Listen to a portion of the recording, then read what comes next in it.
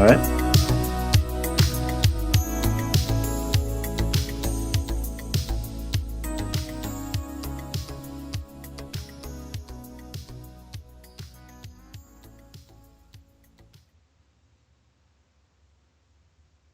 Georgi, how you doing, sir? We're live. Not bad, not bad. Oh shoot, I'm getting an echo. Just a second. Can you hear me now? Yeah. Okay, that should be good. Can you guys hear us okay? Shoot, I'm getting like an insane echo. I can hear just fine. Okay, well, I don't want to go too far into this. Give us a okay on the audio. Okay, Steph says it's okay. I trust her. Okay, guys, thank you guys so much for coming. The second live stream with my my good friend Georgi Dinkov. How are you, sir? I'm great. Thanks for inviting me once again. I was like blown away by the response, and so this has been a wild experience from traversing to Patreon, which we're getting like 100, 200 views to like 6,000. And so I really feel like we're really fortunate to have a great audience, great questions, great comments. And so just warms my ice cold heart because the response has been so positive so far. Excellent. Okay, just some house cleaning things. All super chats are being donated to Ray Pete. And that is something Georgi actually brought to my attention, which I think is just a fantastic idea because we were trying to figure out what to do about the super chats. And I just thought that was brilliant.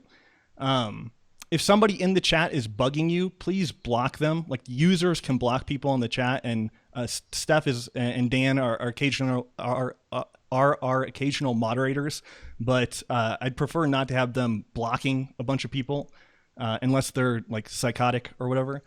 And then the thing we're doing for the first time and seeing how it goes is a giveaway too. And so we're going to give away a bottle of Idealab's Tocovit, which is like a special vitamin E that Georgi has really gone out of his way to produce. So let me, I can like bring it up on screen here. But Georgi, do you want to talk about a little bit like, because somebody asked Ray not too long ago, they were like, what are the good vitamin E's on the market? And he said there was nothing close to what he had used previously. And then you kind of took that information and produced this product, right? Yeah, basically, I mean, as you know, he has a special article just about vitamin E, separate one, and inside that article he talks about the multiple pro-metabolic properties of vitamin E. It's an estrogen antagonist. It basically blocks the effects of PUFA. It neutralizes PUFA to a large degree. It inhibits lipolysis. It basically helps stimulate.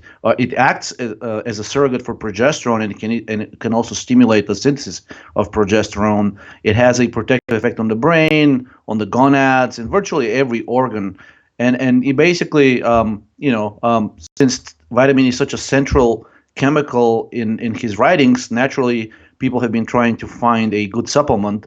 And there are quite a few supplements at this point on the market that claim to contain nothing but the mixed tocopherols, which is what Ray said he had been using back in the 1960s and 70s when he was writing his PhD thesis.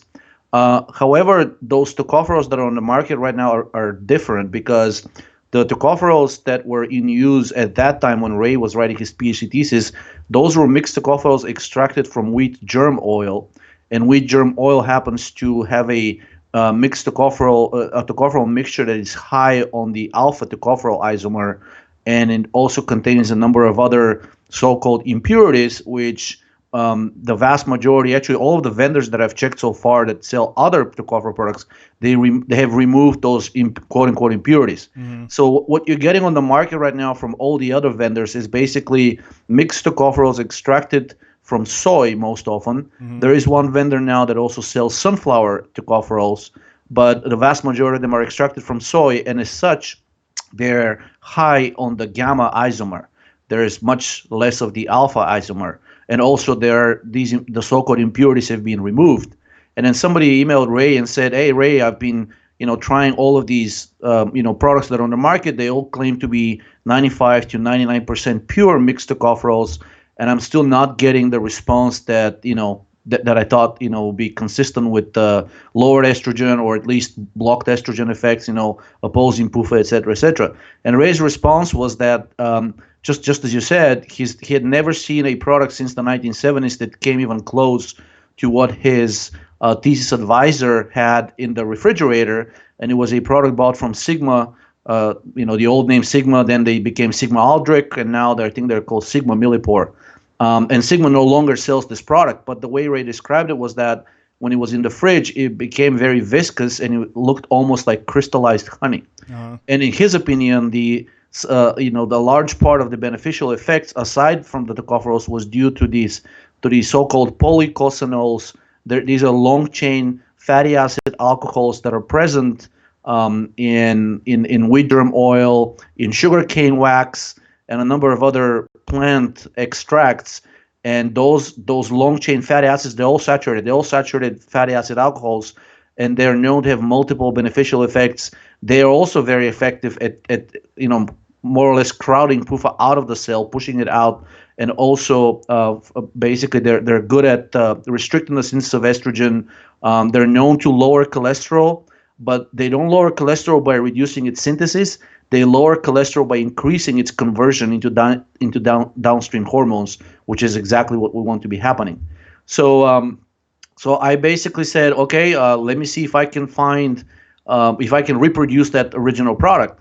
And there's a few vendors, not many. There are a few vendors out there that sell wheat germ oil, but the wheat germ oil is essentially 80% fat, actually even higher than that. And the tocopherol contents of it are very low compared. If you want to get like a few hundred units of vitamin E, this means taking several tablespoons of a high PUFA liquid, because the wheat germ oil is mostly polyunsaturated fats.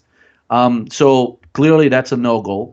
So the only way to proceed was to find a vendor that sells a concentrated wheat germ oil, and that was the original Tocovit that we had for a few months.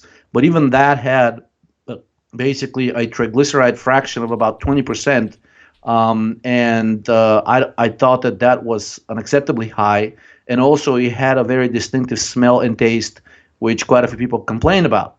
So I took that concentrated wheat germ oil and contracted a company here in the United States that does supercritical extraction with CO2, and they're able to separate the various different fractions inside of the liquid that you give them. And I said, look, I want nothing except the tocopherols and the polycosanols. And they were able to extract only these two fractions and combine them, and basically that's what became the current version of Tocovit. We do dilute it a little bit with medium chain triglycerides because the resulting product is so viscous, just as Ray described it. It's actually, even without putting it in the refrigerator, it does crystallize due to these polycosanols, and it looks like crystallized honey. I can send you an undiluted bottle and just to confirm, but it does look like it's the real deal, and that's what we've been selling right now. Well, I wanted to give away this because I felt like it was, I'd feel real comfortable giving it to anybody, and it's one of the ubiquitous things against PUFA, and so I'd feel very comfortable with the safety and ease of use for somebody that was just trying to improve their health in some way, shape, or form. So I didn't really describe the details of this, but if you're subscribed to the channel and then you leave a comment, I will use one of those random generators to pick a winner. And then next time Georgie's on, I'll announce the winner. And then we've already gone through shipping and stuff, and Georgie will send the supplement to the person. And then if this goes well, we'll continue to do it. And so I thought it would be something that would be fun for doing these all the time. Okay, great. Guys, let me know if my sound is mono. I need to fix it real fast. But if it's okay, yeah, one channel on your end, Danny. Okay. Talk of it like a little bit more, Georgie. Well, so I sent a bottle of the original smelly Tocovit to Ray, and basically it was through a person that knows Ray. I didn't send it. I sent it directly to Ray, but another person requested it, and he responded to that person who lives in Germany. Is apparently a good friend of Ray, and he told her it looks like the original product, but the smell tells me that there's still a significant amount of unsaturated fat in it. It should be purified before I would use it, or something along those lines. So that's why I contracted that company, and we did the purification process through which all the residual fats were removed, and then the final product was basically just the mixed tocopherols. They're high in the alpha isomer, and and then the polycosanols, and then we do add a little bit afterwards, a little bit of medium chain triglycerides, simply to make it come out of the bottle, because undiluted, it's impossible to squeeze out through that small dropper that we use for our bottles. Okay, I have changed the setting. Can you guys confirm that my sound is coming out both speakers now? Georgie, it should be okay for you, I think. Yeah, I hear you from both sides. So as soon as I get a confirmation, we can kind of move on. I think the chat is like a few seconds behind. It's only the left speaker. Oh yes, you're stereo. Okay, cool. Thank the Lord, because I didn't know what to do. Okay, so now we're on Georgie's website. If you want to follow along, you can go to hateit.me. Georgie, I went to the second page of your site, and I scrolled to the bottom of the May 8th, the mitochondria energy as the main driver of health, intelligence, and aging. I thought that was just like maybe a good place to start as always, but we don't have to start with this one. Did you want to chat about it a little bit? Yeah, I mean, basically, there's this scientist who has been he wrote an editorial, and basically he's saying that the evidence at this point is pretty strong that over 100 years, there's been no single gene, no group of genes, and we're going to talk about this later, not even a GWAS, gene-wide association, that has been shown to be responsible for any aspects of health or even longevity. And believe me, a lot of attempts have been made to discover, a gene or a group of genes or any kind of genetic underpinning. And he's saying that basically, just like Ray said, that the evidence points to high metabolism, or in other words, a very well-functioning mitochondria being the main driver of good health. And he also draws the parallel between good health and high intelligence, which is the exact opposite of what the mainstream movie industry or even media is trying to present, these sickly, diminutive geniuses that basically sit in the dark all day and then they're sneezing in their handkerchiefs and they're coming up with these grand theories of the universe and existence. This guy is saying, no, that's really not true. These people are probably just sick. And the really intelligent people are actually ones that have very high metabolism, very, very well functioning mitochondria. Well, in Broda Barnes' book, he says like a few grains of thyroid is the difference between an idiot and a genius, or an idiot and an Einstein or something. So this concurs with that. Yeah, and yeah, I mean, I was surprised because this is a legitimate scientific publication, and usually editorials like these don't make it past the the review board. Mm-hmm. You would have to do something that's more, I guess more in line with the current dogma, and the current dogma still is that we may not know what genes exactly are responsible for diseases or health aspects or specific traits, but I mean the assumption is that it is genetically driven, because there's just the way the dogma is structured is we are simply the proteinaceous results of these information coding machines, in other words, the genes. Mm-hmm. And this guy basically saying like that's not true.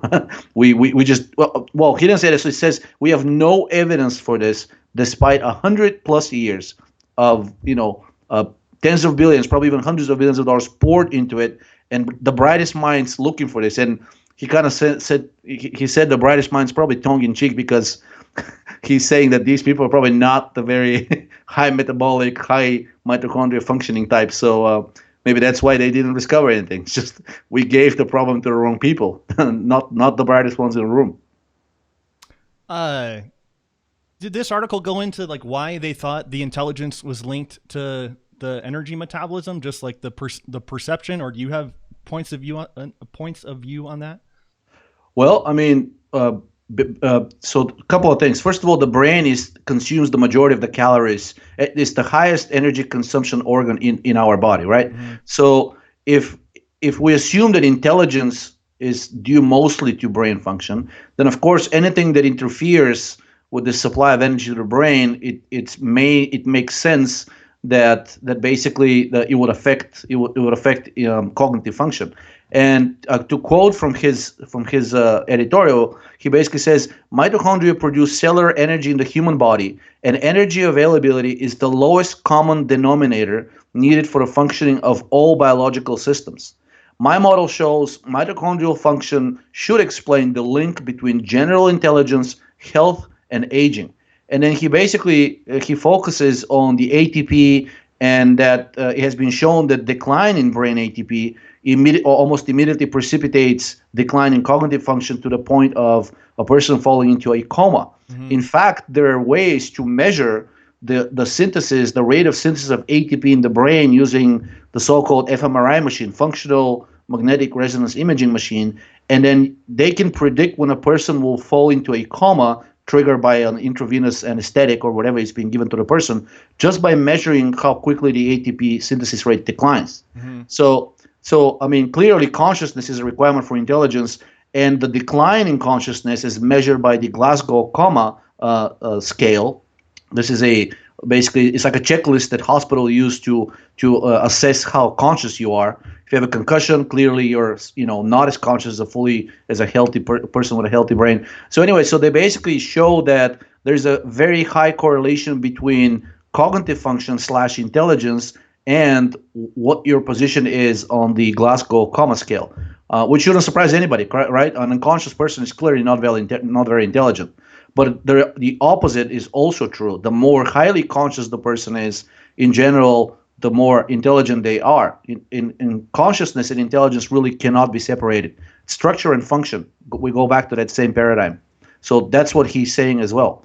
And he also says that chronic stress, that's the other reason I like that article, is he says that chronic stress damages the mitochondria, and now that we've already accepted partially that chronic stress causes the chronic disease, at the very least diabetes or cardiovascular disease, he's saying that we should also acknowledge that chronic stress probably also directly damages intelligence. It dumbifies the population, creates idiots.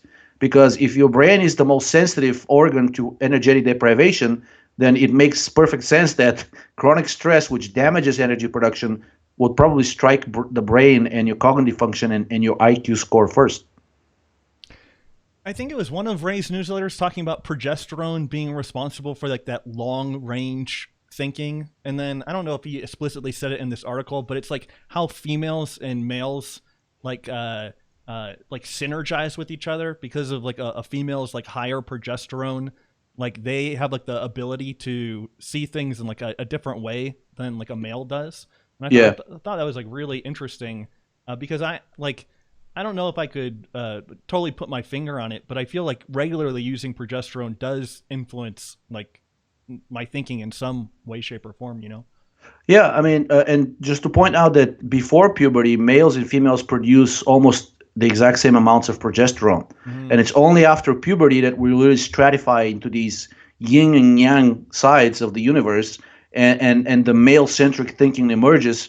Mostly because, it's my take that progesterone synthesis declines at the expense of the synthesis of the gonadal steroid testosterone. Mm-hmm. So after puberty, you're essentially testosterone and DHEA driven, and with advancing age, even those things decline, and essentially you become cortisol driven.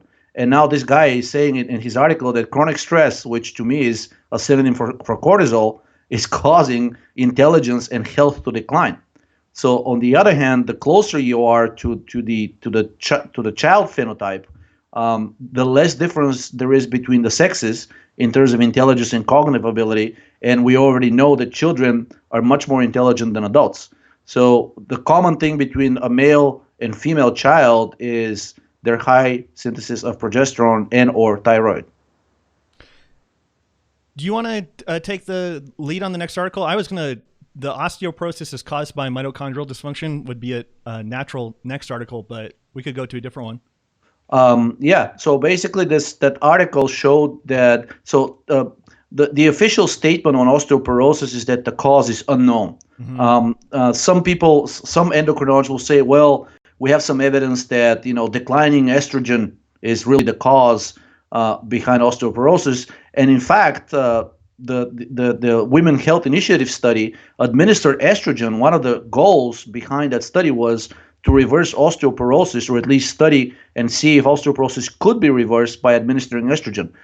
It didn't. To me, that so I don't know why doctors still prescribe estrogen for osteoporosis, but that study conclusively showed that even aside from its cardiovascular effects in causing heart attacks and strokes and Alzheimer's in all these women, the osteoporosis was not reversed. It wasn't even mitigated.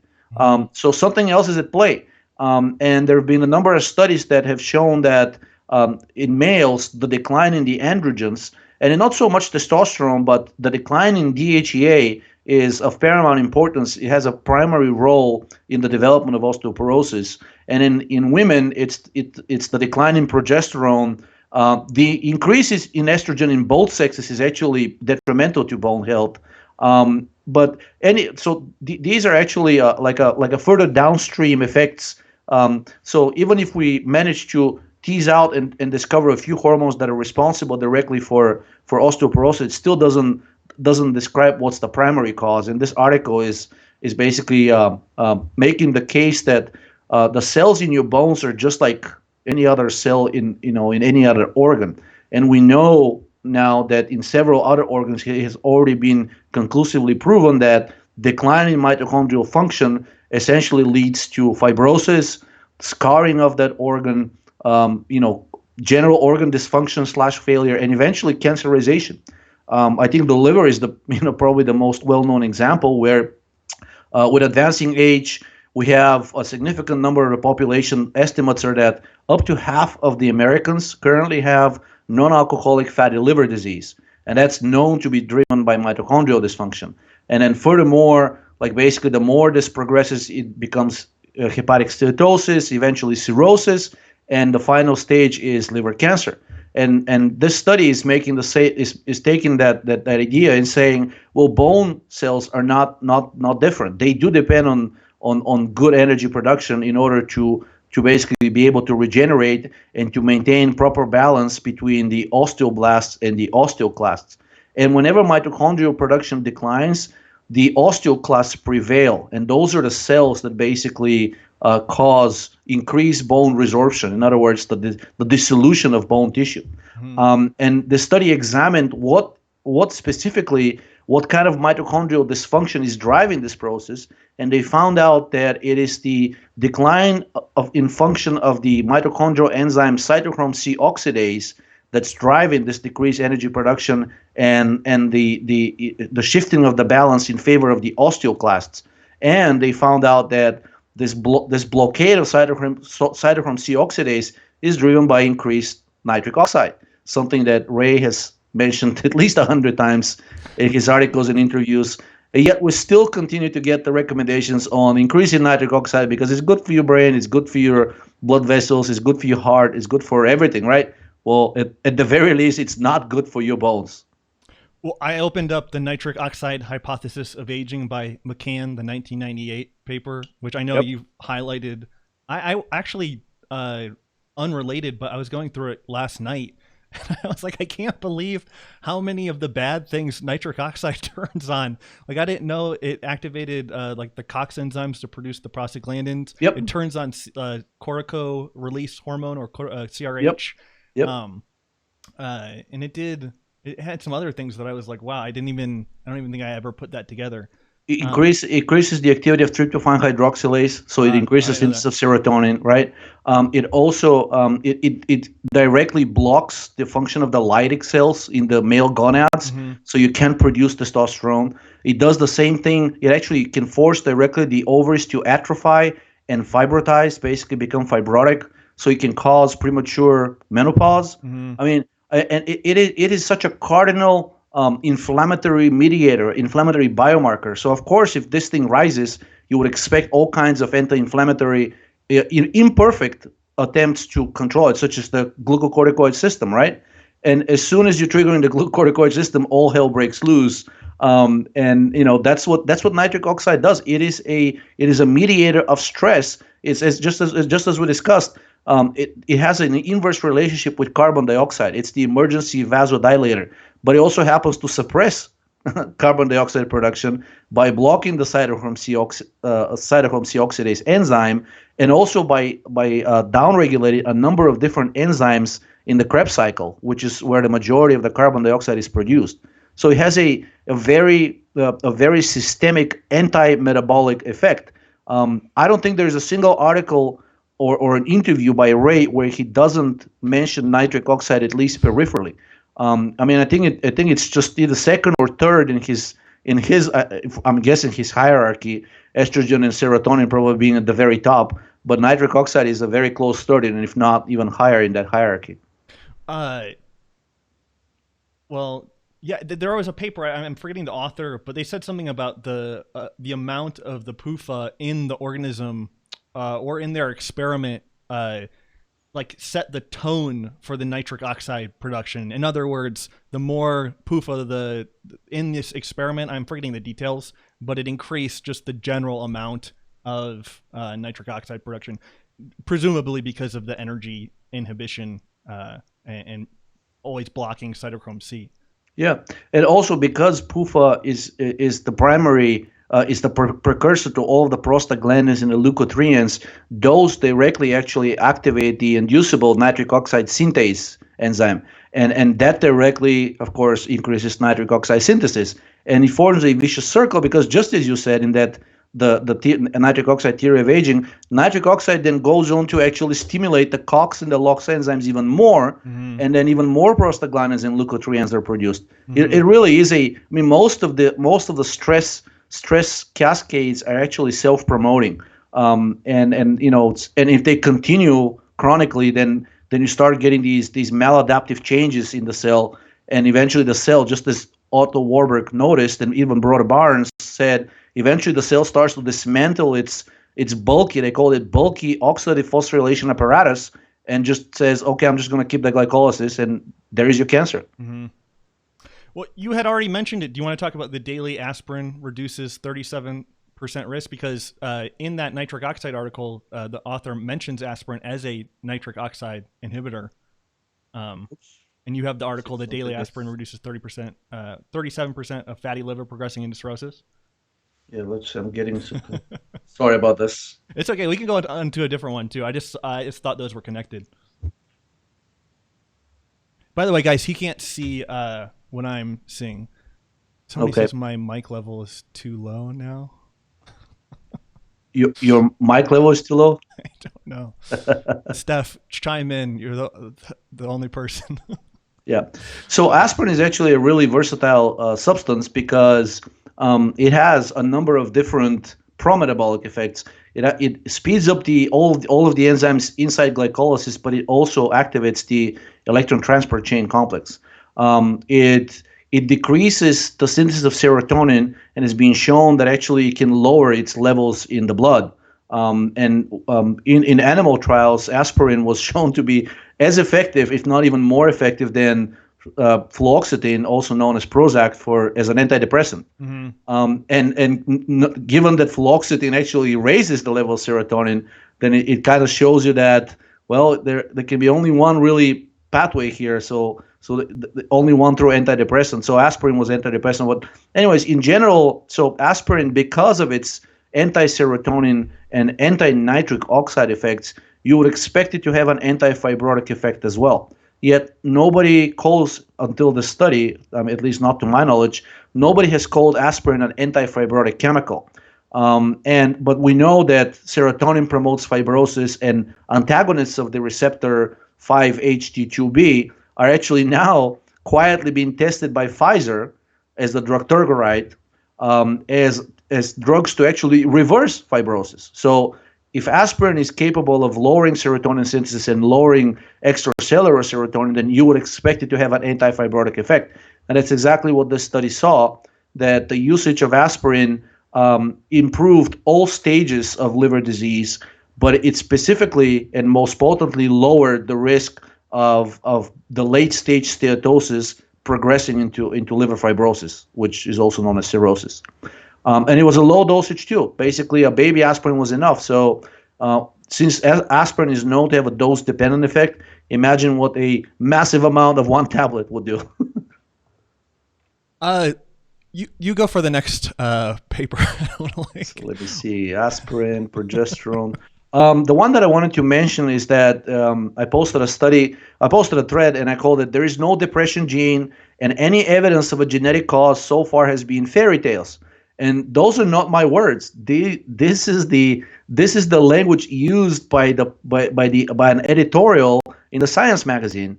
And the person is a psychiatrist, is an MD, right? And he's basically saying that, and he doesn't really he doesn't hold back his words. He says that not only there is absolutely no evidence so far so he talks about a potential genetic cause behind malfunctioning of the serotonin transporter, right? So the serotonin transporter is the protein that degrades, not degrades, but deactivates serotonin by putting it back into the synapse. Mm-hmm. So still, the proposition, even to this person, is that malfunctioning serotonin transporter, in other words, an overactive one, would probably lead to depression because it decreases the amount of available serotonin. Well, regardless of whether his story is backwards or is correct, but he's basically saying that, and he's clearly angry here. So he basically is saying that there is absolutely no evidence for a genetic cause behind the malfunctioning of the serotonin transporter. And basically he lists a number of different studies that have been retracted, and says that as of right now, any talk of a genetic cause, genetic mutation, in other words, driving a malfunctioning serotonin transporter is worse than fairy tales. He calls it basically either nonsense or fraud. And he basically says that to him, any future research should focus on environmental interaction with genes.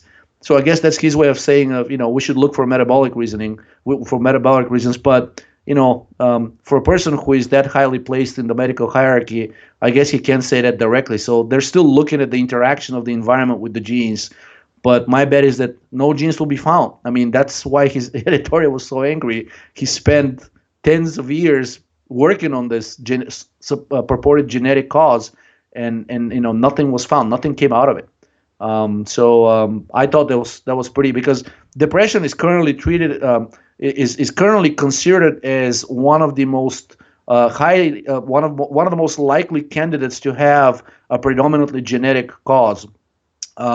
And that's actually one explanation that the psychiatry gives for why 60 to 80% of the people who are given an antidepressant, an SSRI drug, of course, they do not respond, right? It's not the drug's fault. It's your fault. You just have bad genes. And he's saying that's bunk. We have no evidence for that, and this needs to stop now, because he's saying that science has been poisoned. There have been so many studies that are now being cited by people who are just now starting to do their PhDs, and those studies he's saying are wrong. That we know right now are wrong, and just the journals are just too slow to retract them, because a journal wouldn't retract an article unless there is provable fraud. They would wait for another study to come out and debunk it, right? That's how science works. And he's saying, no, these studies are so wrong. They need to be withdrawn now, because they're poisoning the minds of future researchers. Yeah, and I don't know that many people talking about I know alternate views of depression. I have a paper that says like depression is similar to accelerated aging too. So it's not just like some transient event that is not meaningful in some way, that it's causing it's suggestive of like pathological harm or chronic harm or something like that. So yeah, and you've done a lot of work on cortisol and Yep. that being a main driver of depression. So. Well, you just reminded me of the Ray's quote that all of the symptoms of aging can be easily reproduced by administering to an organism basically an extra physiological amount of cortisol. Remember that quote? Well, your brain is also part of your body. So, and now psychiatry openly admits that excessive amounts of cortisol can cause depression, right? So there you go. So if cortisol can cause all of these symptoms of aging, then depression is just aging of the brain. And conversely, administering things that oppose cortisol or decrease its synthesis has potent therapeutic antidepressant effects. In fact, most of the successful antidepressants have been shown to be partially anti-serotonergic, specifically antagonists of the receptor 5-HT2C. And why is this receptor important? It is the primary driver of synthesis of ACTH, synthesis and release of ACTH. In other words, it is the primary driver of the glucocorticoid cascade. And antagonists of that receptor, most notably cyproheptadine, are used for treating Cushing syndrome, which is the disease of excessive cortisol, and more than 90% of the people with Cushing syndrome also have severe depression. Among a bunch of other problems. A bunch, but exactly. Early death, cardiovascular disease, but also depression. No, there's that great paper that, again, Ray turned me on to, but it's something like the obesity of middle age is like mild form of Cushing's disease. Do you ever see that one? Oh, absolutely. I mean, you can see it on the street. There's virtually every middle-aged male is starting to develop this belly, right? And they're losing their muscle mass. So they don't necessarily get to the stage of the so-called lemon with sticks, which is the figure of the person with Cushing syndrome, with really thin limbs and really basically bulky central mass. But they're pretty close. And actually, the older they get, the more this phenotype becomes pronounced. Sarcopenia, age-related sarcopenia, is an epidemic, and currently medicine says that there are no drugs to treat it. Yet things that block cortisol, if you ask the bodybuilders, they'll easily tell you, can largely reverse that. Now, I'm not saying everybody should start shooting anabolic androgenic steroids, because they're actually, I don't want to say safer because it's not legal to talk about it, but they're over-the-counter alternatives that achieve largely the same things. The endogenous antagonists of cortisol in the body are progesterone and DHEA, and those, and pregnenolone as well. But progesterone has a direct activity as an antagonist at the receptor level, at the glucocorticoid receptor level. And coincidentally or not, the synthesis of these three glucocorticoid antagonists declines with age, while cortisol production peaks around puberty and actually stays at that level for the rest of your life. So over time, you end up in a state of glucocorticoid excess, relative glucocorticoid excess, and that's what largely immediately explains both the loss of muscle mass and the central obesity. Cortisol drives both. This paper, the obesity of middle age, the author says, the common obesity of middle age presents a set of features that strongly resembles the cardinal symptoms of Cushing syndrome: obesity of the face, moon face, upper back, buffalo hump, and the trunk, potbelly, accompanied by signs of protein wasting.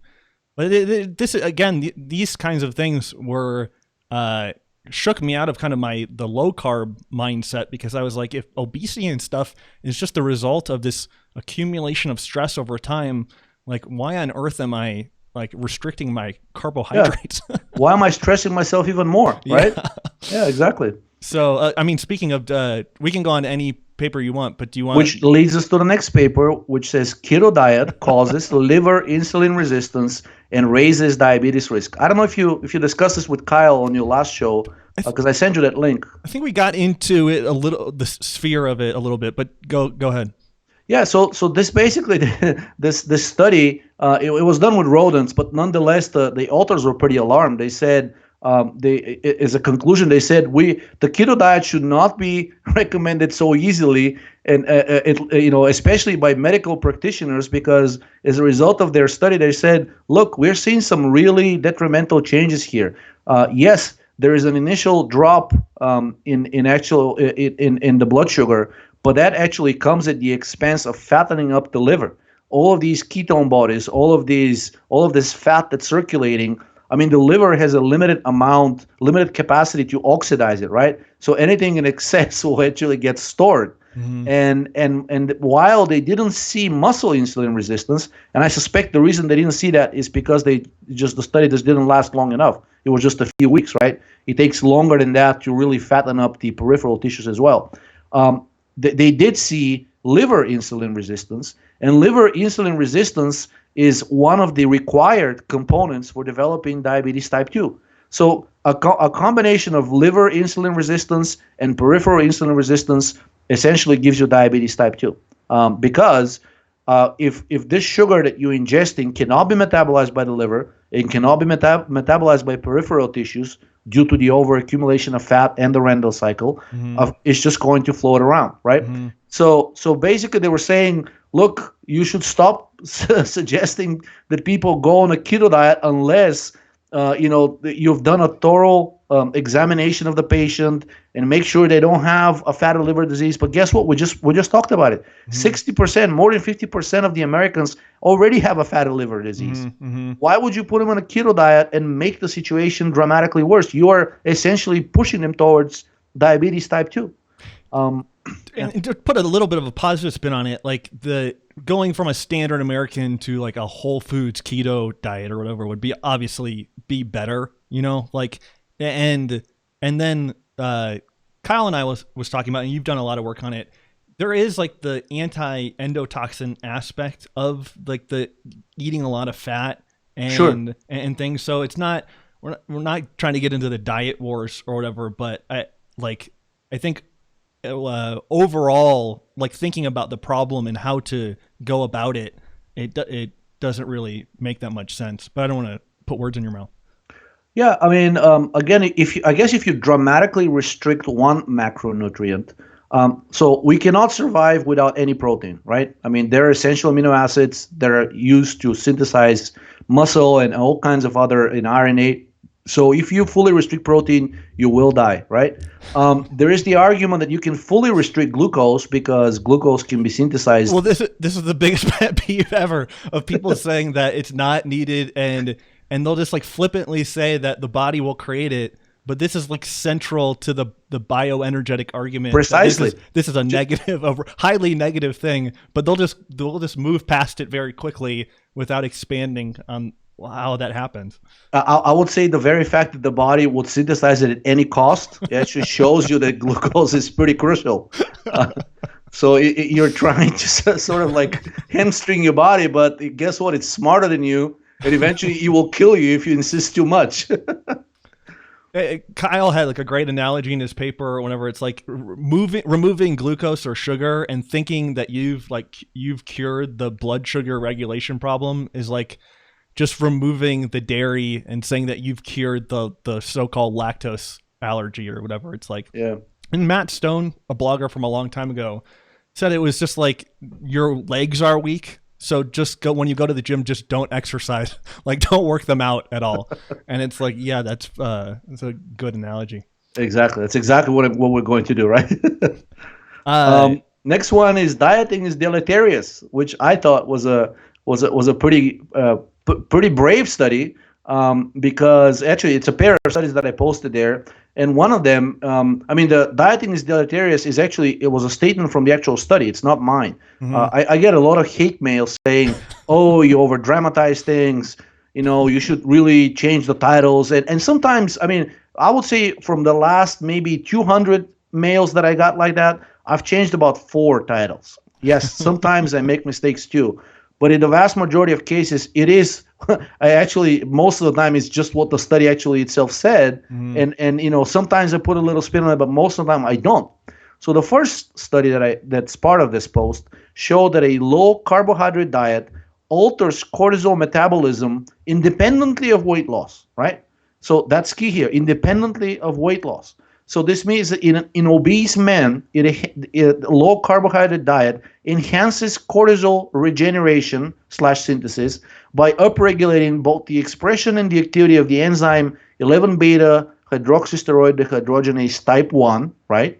So it increases the synthesis of the active cortisol, which is the cortisol, right? And also decreases the cortisol deactivation by the enzyme 11-beta HSD type 2.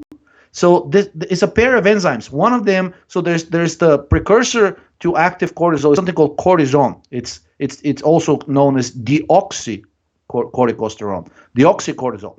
So basically, that one has a much weaker activity as an endogenous glucocorticoid, and then the enzyme 11-beta HSD1 takes that and spits out cortisol, which is the reduced form of it. It's a hydroxy version of that, and that's the active cortisol in our tissues. Now, there is also an enzyme 11-beta HSD type 2, which takes the active cortisol and basically oxidizes it back to the inactive version, cortisol. So the first study says a low carbohydrate diet will increase your synthesis of cortisol, and it will decrease the deactivation of that Uh-huh. cortisol. So that's the worst you can actually get, the worst. And there was another study which is not yet on my blog, but it's on the forum, where I showed that exhaustive exercise does the exact same thing, down to the dot. Clearly it increases cortisol while you're exercising, right? Because you need to mobilize all of these additional resources.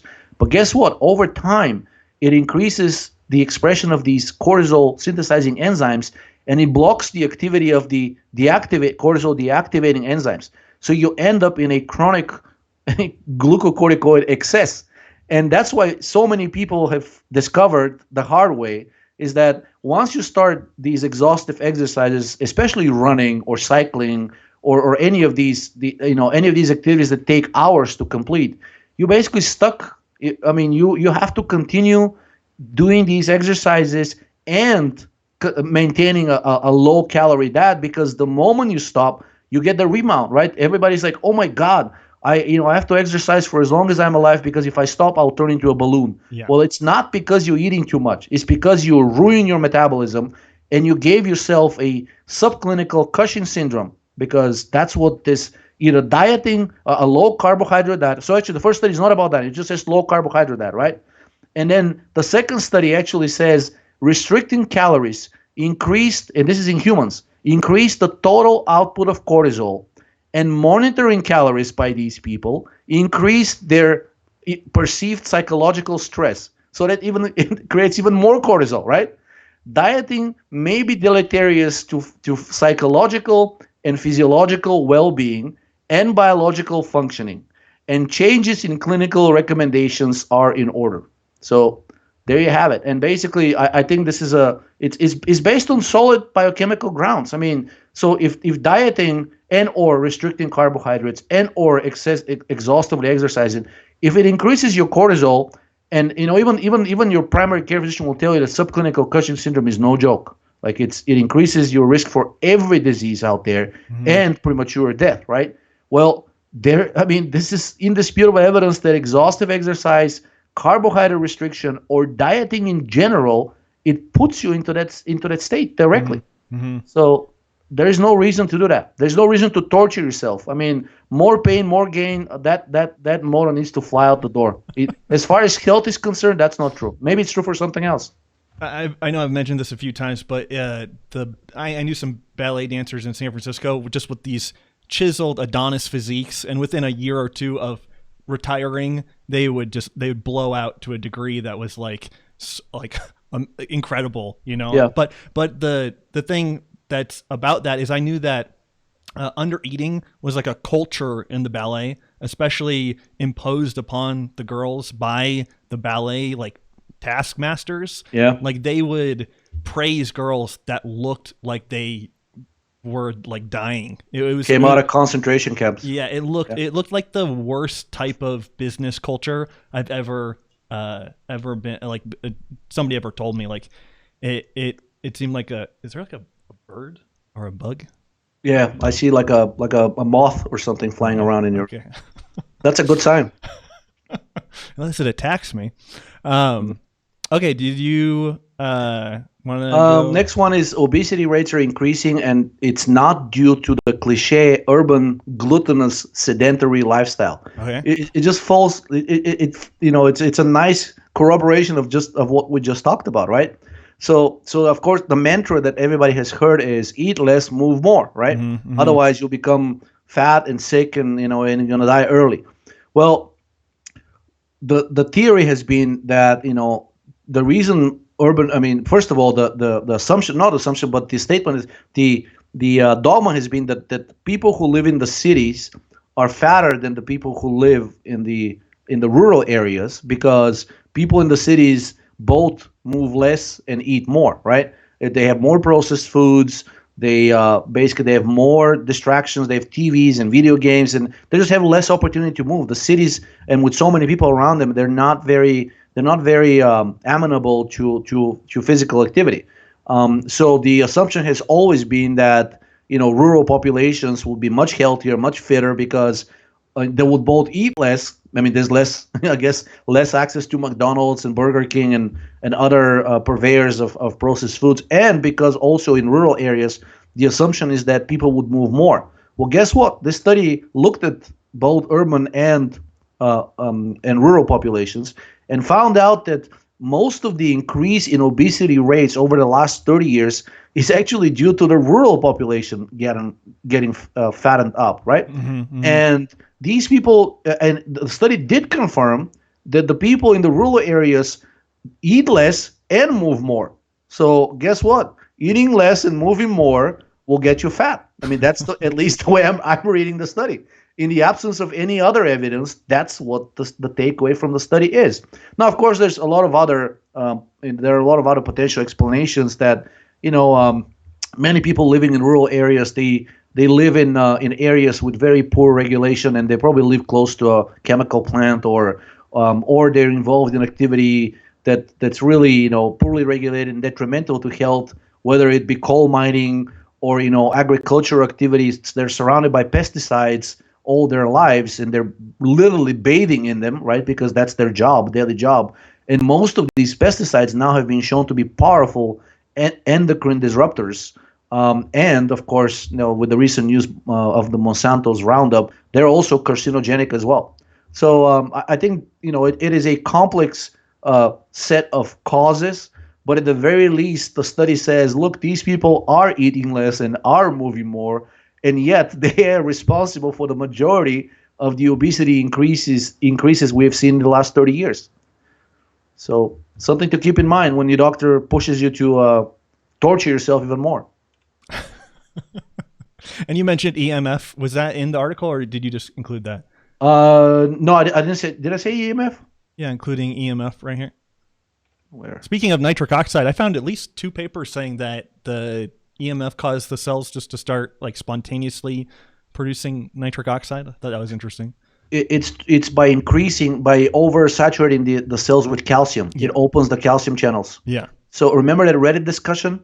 There was this guy who is like the premier expert on the effects of EMF on living organisms, and he did an AMA, like Ask Me Anything discussion on Reddit, and he was just slaughtered. I mean, basically, people downvoted his responses into oblivion. I went to the thread, and I couldn't even find his comments. They were so further down, like, because the top comments were people that were basically literally cursing the person and saying, "How dare you!" Like, and most of them were political. It sounded like they were politically motivated. They said, "You do understand what this would mean? Like, people will start blaming EMF for like cancer and obesity and diabetes." And he was responding saying like, "Well, look, I didn't say that, but since you mentioned obesity, the primary effect that we did see of EMF on tissues is decline in metabolism."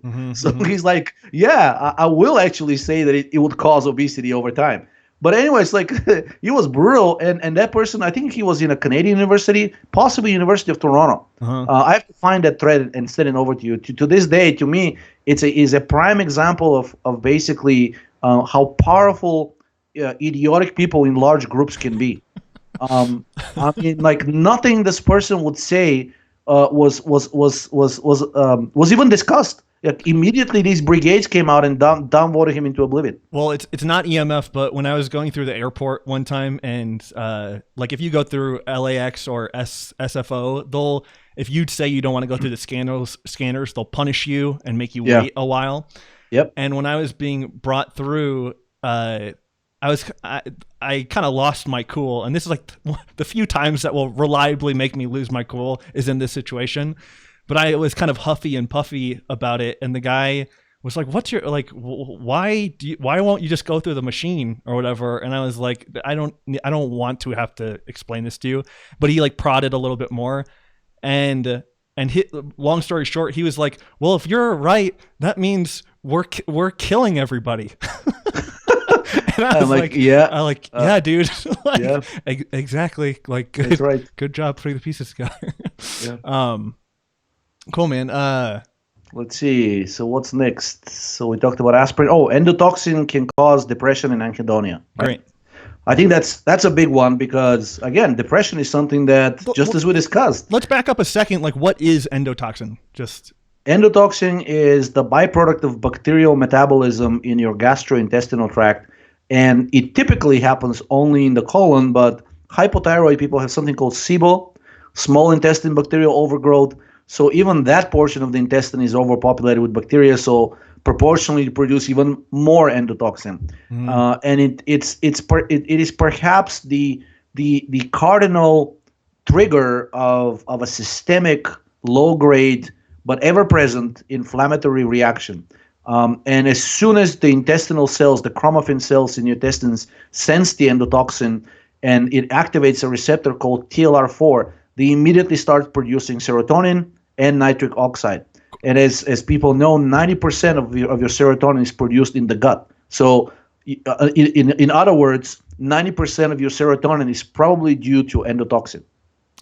I forgot. I was reading an article pretty recently, and it was like just a direct relationship to cortisol too. And this is like you have the traditional stress systems of like the hypothalamus, pituitary, and adrenals, and then the endotoxin is like an independent activator of these systems. Right. And so I think that's, and I think nitric oxide is similar.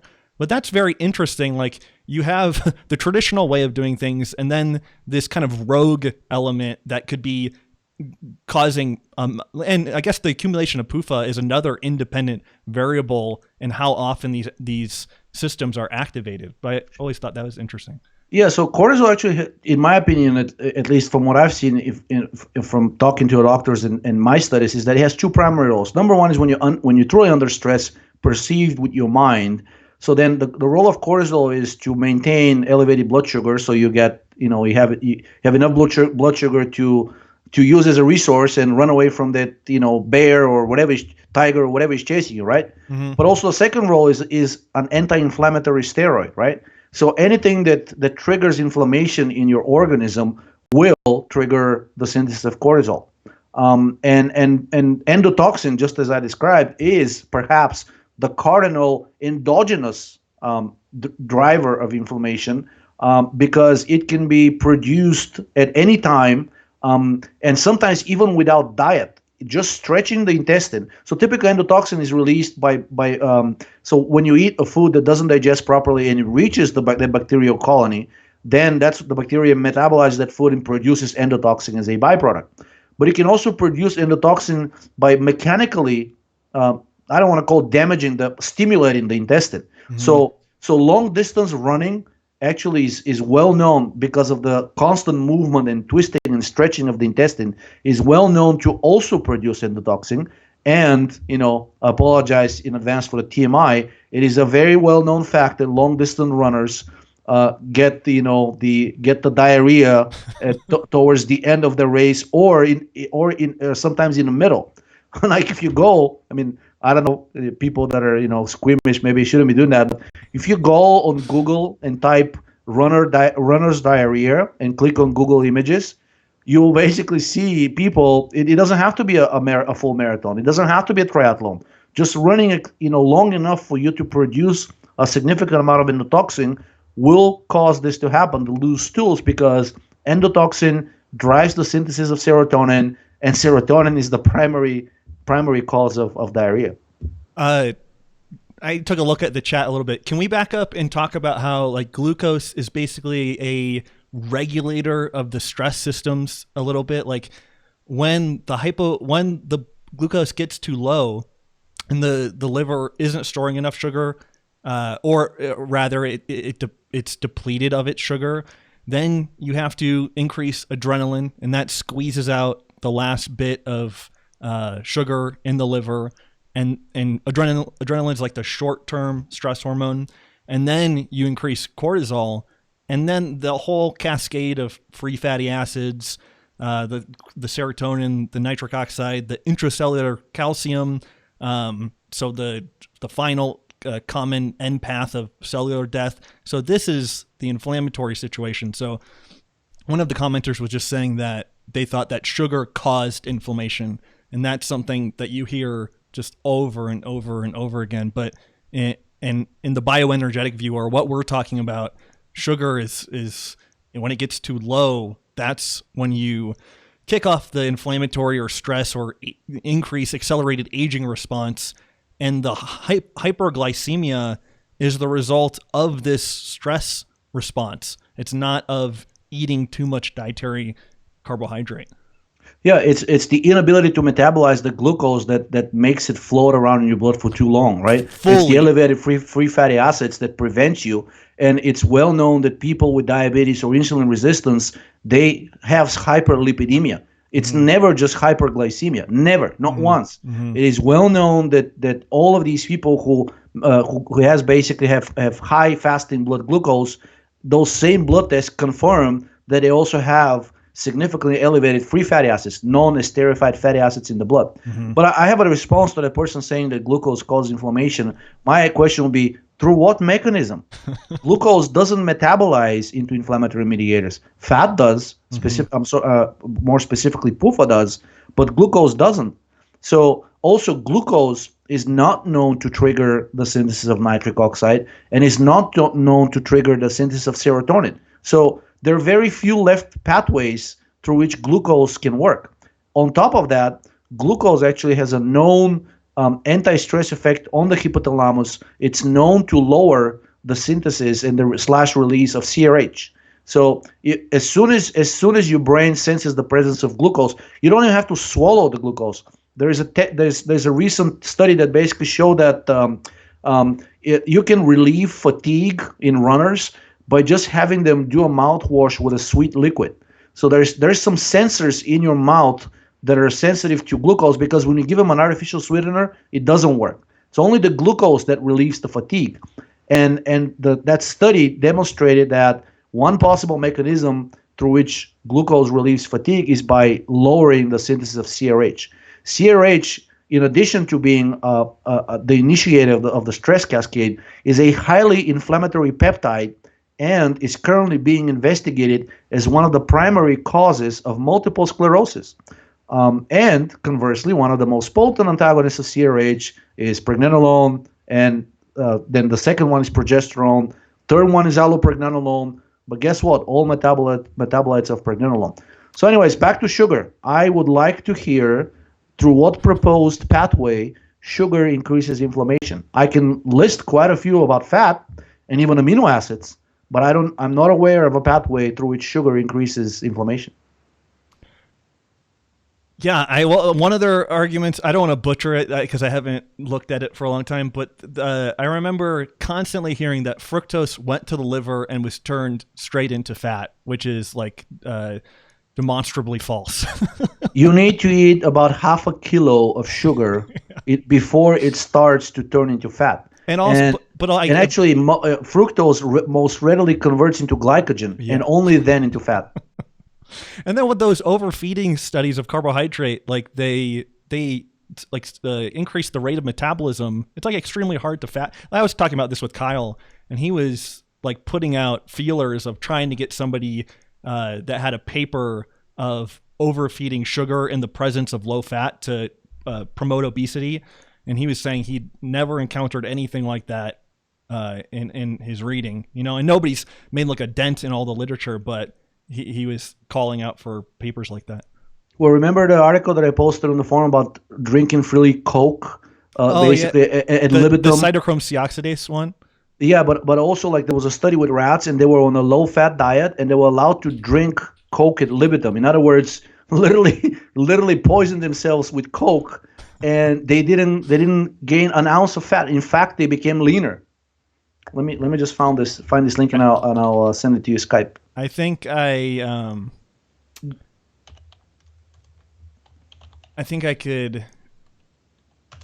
got it. You got it? Okay. And the amount was basically equivalent to like 8 Cokes per day for a person. Was it drinking Coke freely quadruples calorie intake? Yep, that's the one. Why did it link me? Oh, here. Yeah, I have it on screen right now. All right. So yeah, I mean, if you look through that study, it's just basically but here's the key part. The intake of fat should be low, right? Because while you're drinking this extra amount of sugar, of course, the insulin will be mildly elevated, and then any fat you ingest will be turn into triglycerides and store it. You will not be able to oxidize it, and more or less also because of the Rendell cycle competition as well. So if you do high sugar and high fat, yes, you will get fat, right? But ironically, you will be healthier, and that's another study that I'm about to post on my site, is you will be healthier than a person on a high-fat, low-carb diet, despite the fact that their fasting blood sugar will be lower. Mm-hmm. And that's what we just discussed about that study, that keto diet causes liver insulin resistance. That's why, because you will you will gain more weight than the person on the high-fat, low-carb diet, but there will be actually they'll be more insulin resistant and actually closer to diabetes than the person doing the high fat and high sugar diet, because that second person will simply gain weight, but their insulin resistance will be largely intact. It's only after they start starving themselves and flooding their tissues with free fatty acids, only then, all hell breaks loose. Yeah, I was watching a video, and I forgot about these papers, but there are two people that are for the zero carb or carnivore dieters. They reference a Bellevue, New York study of two people, Viljamar Stefansson, and then a guy named Karsten. So two guys who did an all meat diet and then were studied fairly well. And they did like a glucose tolerance test or whatever. And when they were on their high fat meat diet, their glucose tolerance was had gone terribly. It was really high, and versus when they were on their regular diet, it was much better. So again, it's all around that idea that sugar is poison, and you want to and there's something inherently toxic about glucose or fructose in the blood. And so I guess if you believe that, you can make up all sorts of crazy things. I think it stems from a largely religious idea, the Puritan idea that torturing yourself is good for you. And because sugar is actually the primary driver of hedonic experiences, anhedonia, actually one of the symptoms of anhedonia and one of the signs that they test for in animal models is sugar preference. So if you have depression and you're anhedonic, in other words, if you're unable to experience pleasure, your preference for sugar disappears. And actually, you can readily see this in depressed people. Not only do they don't care much about the world, but actually their appetite is poor, and above all, they don't have a preference for sweets, which normal people do. They actually crave them, right? But depressed people don't. And I think one of the reasons is that depressed people also they're in a state of insulin resistance. The high serotonin blocks the oxidation of glucose, and it creates, almost like a, subclinical diabetes state. And it can be seen. I mean, and it's also due to the high cortisol. We already talked about high cortisol in depression. So if your cortisol is high, you are in a subclinical Cushing syndrome, and people with the syndrome or approaching it are known to have, every single one of them are known to have insulin resistance and high blood glucose. We have a million questions. Do you want to trend into that? Is there any other paper you want to talk about? Well, let me see. Actually, the papers that I posted this week. One really important one is that blocking endotoxin may actually cure diabetes type 1. It's on the first or second page? I think it's the first page, but depends how big your browser window is and basically how many it can fit on a single page. It really depends. It's from May 23rd. Endotoxin linked to lower survival in cancer? Let's see. This is... Oh, I'm sorry. No. Blocking endotoxin may reverse cure diabetes? Yeah. So this is something Ray has been saying to people for decades, right? And I think he himself attracted quite a bit of hate mail for saying these things, because official medicine, mainstream medicine says, look, once you develop diabetes type 1, that's it. You can't reverse it. Your pancreas is done in, and that's it. Well, this study actually shows that the beta cells can actually pretty easily recover, and they're not dead. It's just that their synthesis of insulin is blocked by endotoxin. So by deleting the receptor which senses endotoxin, that infamous receptor TLR4, the beta cells of the pancreas immediately recover the insulin production, the insulin synthesis. And their statement, I mean, again, I know I'm going to get hate mail for that, but I'm quoting directly from the study. Let's see. I need to find that exact quote where it says, Selective targeting of the TLR2 and TLR4 pathways may reverse beta cell failure in patients with diabetes. So I think that's a pretty strong statement. I mean, so far I haven't seen any study that says, hey, we can reverse diabetes type 1. I mean, they're talking about gene editing, right? Like transplanting pancreatic tissue from other people, right? All kinds of invasive and frankly, idiotic therapies. But nobody's talking about reversing the damage that is happened to your own pancreas. And Ray mentioned two things. I think when the most common response when that he gives when people ask him about diabetes 1, he says it's like the beta cells can be damaged by PUFA, by elevated free fatty acids. So anything you can do to lower that, to lower the excessive lipolysis, should be therapeutic. Unsurprisingly, there have been clinical trials with humans with niacinamide, and it has been shown that at least in children, it can actually reverse the early stages of diabetes 1. I don't know if any follow-up was done on those studies for like more advanced or at least established diabetes, but at least that, knowing the anti-lipolytic and anti-fatty acid oxidation effect of niacinamide, that kind of corroborates what Ray said. And in the second response, when people asked him about diabetes, he said it's usually, if it's not due to elevated free fatty acids, it's usually due to excessive nitric oxide production. And guess what? Endotoxin, like it's perhaps the most potent inducer of the iNOS enzyme. So I think that study corroborates that idea of Ray as well, is that it's a metabolic toxin or metabolic dysfunction driven by diet and or stress, which can give you diabetes type 1. And that much mainstream medicine admits. They say that a traumatic event or a really exhaustive event can actually trigger, that's how usually diabetes type 1 starts in humans. Unless you were born with it, it's usually some kind of exhaustion or a toxin that's known to be toxic to the pancreas. I don't know if it's related, but that Zajacek paper from 1990, the streaming pancreas, and Ray talks about, like what you mentioned, like the beta cells are always trying to regenerate, but things are impairing the normal regeneration, like the free fatty acids and the PUFA and things. Yep. But like the low carb view is that they are gone. Like you cannot get them back, Exactly. Yeah. So if they're gone, then they're saying, well, you can't do any damage to something that's already dead, right? So might as well keep the sugar low and eating the high fat diet. So next one I also want to mention is it's a study that showed that a selective serotonin antagonist is a powerful antidepressant, and to me that strikes at the very core of the whole theory that serotonin is the happy hormone, right? And this is good because this chemical is not just it's a selective serotonin antagonist on only one subreceptor, 5-HT2A. So this drug has no other activity except blocking serotonin, right? And it was found to be a potent antidepressant. On top of that, recently, because I've been monitoring the Wikipedia pages for a number of different chemicals that are used to treat. I've been suspecting for a long time that psychosis, that the psychotic diseases, most notably schizophrenia, that they're also caused by excessive serotonin. And Ray has confirmed that when I asked him directly. He said, yep, it's beyond any doubt. And so I've always suspected the drugs that have been used to treat psychotic states, they're officially called dopamine antagonists, but I've always suspected they have, just like the serotonin, the SSRI drugs that are good antidepressants, we later found out that they're actually partial serotonin antagonists. They block cortisol, right? They increase allopregnanolone.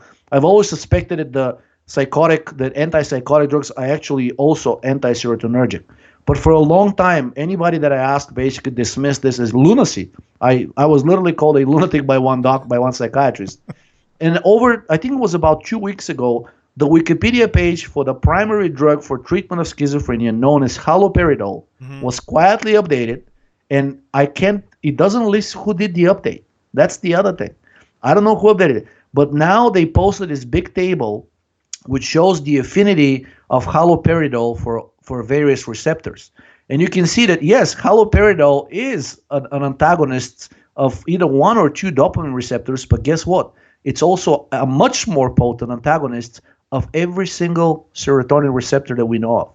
So my post basically states that the combination of what haloperidol does and what this drug, pimavanserin, the selective serotonin antagonist, that we basically have serious evidence here that serotonin causes both depression and schizophrenia, and drugs that oppose it can be reliable cure for both conditions.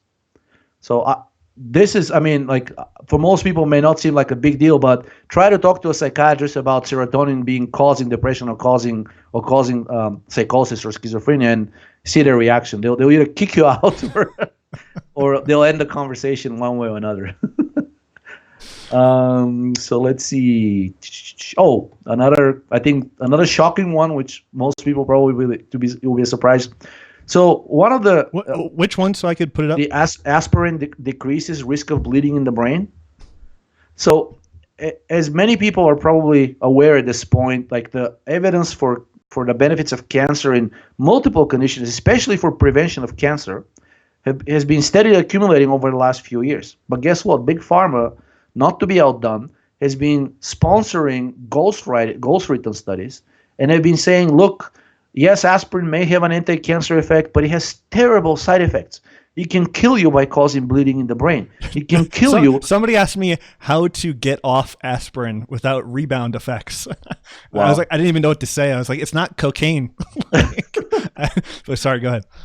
So yeah, it can kill you by causing bleeding in the brain. It can kill you by causing bleeding in the GI tract. My own primary care physician, when I told him that, he asked me every single time I go, he's like, so what are you taking, right?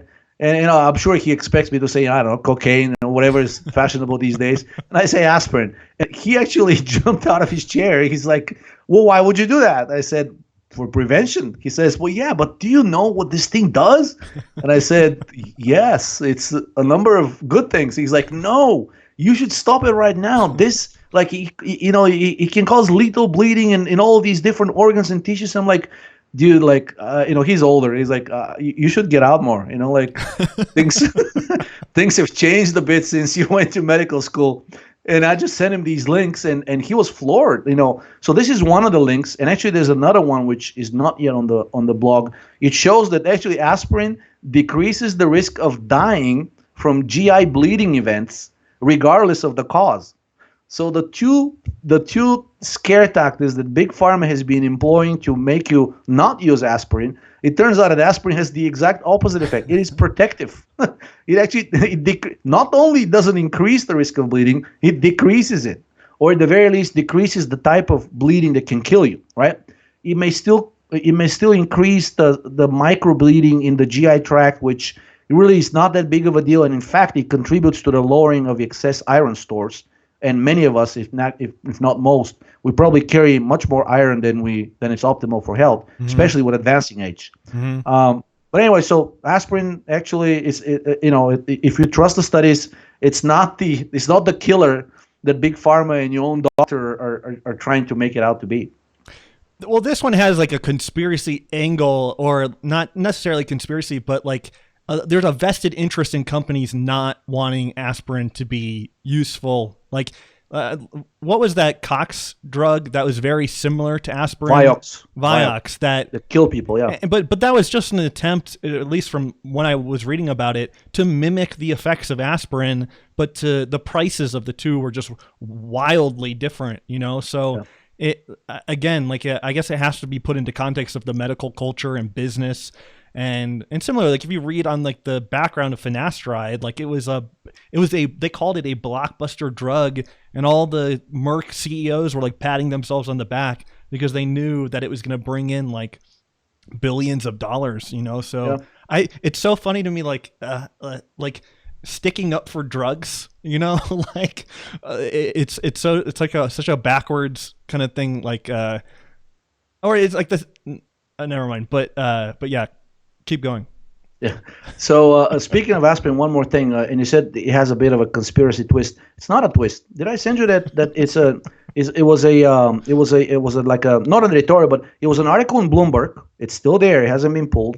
Where one of the directors of a pension investment fund says basically we need to control the sales of aspirin because this drug has the potential to prevent so many cancer cases. It will bankrupt our pension system. Our pension system is not set up for the effects of aspirin. So again, I mean, when big money and this person manages tens of billions of dollars, in pension funds, when big money starts to make calls for aspirin needs to be regulated, it's affecting the bottom line, can cause social unrest, because guess what? Everybody will start living, into their 90s. And the unpleasant, the ugly truth that most people don't want to hear is that the pension funds are not set up with that expectation. What the government wants from you is to work until you're 67, collect maybe 1 or 2 years of retirement, and then quietly die. That is the expectation. This is a quote from I'm sure you've seen this article, but it's called MIA in the War on Cancer. Where are the low-cost treatments, from ProPublica.com. Yep. And the author says, for some reason, or he quotes, I think he's talking to some physician or something, or some researcher, and he goes, and the quote is, for some reason, a drug that could be patented would get a randomized trial, but aspirin, which has amazing properties, goes unexplored because it's 99 cents at CVS. Wow. Again, I mean, you can keep calling it conspiracy, but big money is saying aspirin will affect our bottom line. It needs to be regulated. To me, that's enough of a statement to show that the people with the money are paying attention and that aspirin is a threat. So they may not ban it, but guess what? They're not going to promote it either. One last quote from this. He goes, Holmes, the Harvard professor, says money sets the agenda for cancer drug development. What is scientific and sexy is driven by what can be monetized, she says. And that becomes the norm. Yeah. Okay, you want to get in questions? Just one. So one more, and then I'll wrap the several other posts into one, because there's 3 of them. And to me, that's a huge deal, at least these posts, because for the first time ever since I got into peding, or even before that, for the first time I'm seeing mainstream medical doctors, and in one of the studies, people from Harvard Medical School are directly calling cancer a metabolic disease. Directly. There's no beating around the bush. There is no, maybe it's an interaction of the environment and the genes. No, straight up metabolic disease. One of the studies actually says, guess what? The only thing necessary for cancerization to happen and for metastasis to occur is metabolic acidosis.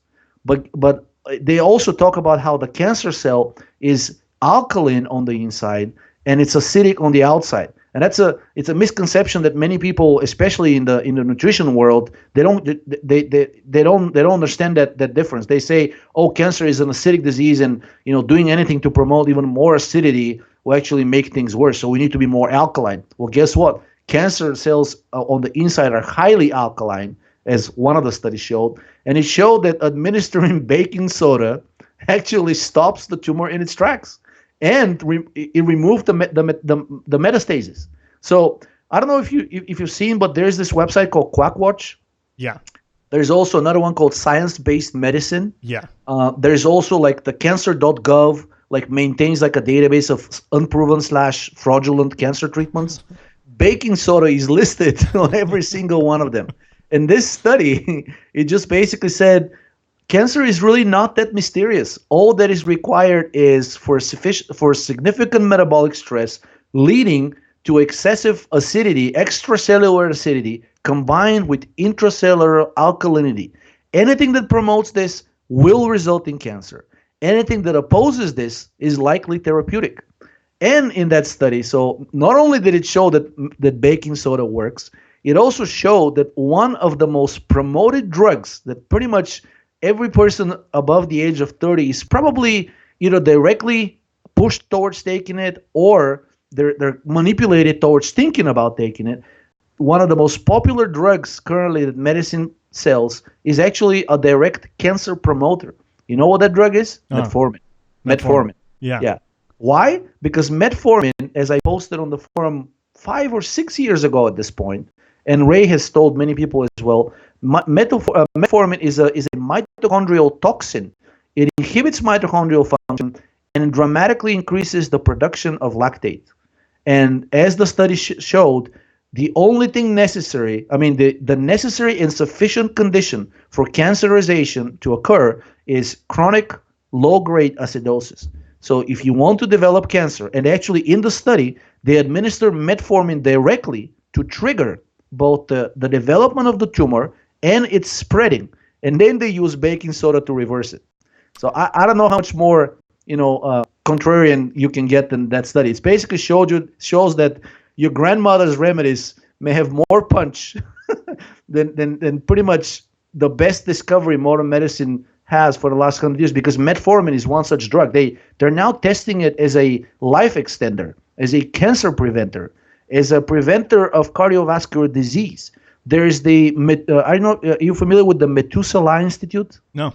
So it's this institute that basically has pledged a $1 million prize for anybody that can successfully abolish aging in any organism. Of course, they prefer humans, but they're suspecting, it will be first achieved with like worms or like mice or rodents or whatnot. And metformin is like this institute lists metformin as like the most likely candidate of either metformin directly abolishing aging, basically making us immortal, or something will come out as a derivative of metformin and will achieve the same thing. Well, guess what? This study says, nope, metformin will actually reliably kill you by causing cancer.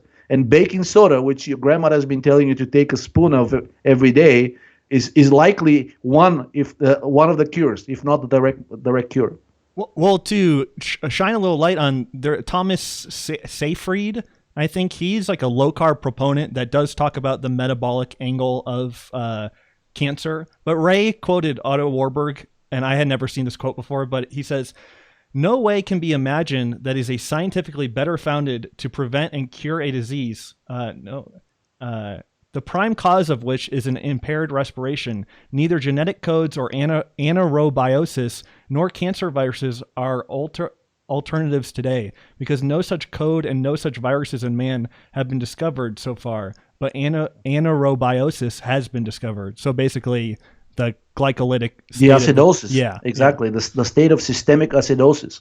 So yeah, I mean, basically, so the first study that came out is kind of like on a high level, but it was published in the Atlantic of all places. And Atlantic is kind of like the mainstream media that everybody respects. It doesn't matter if you're Republican or Democrat.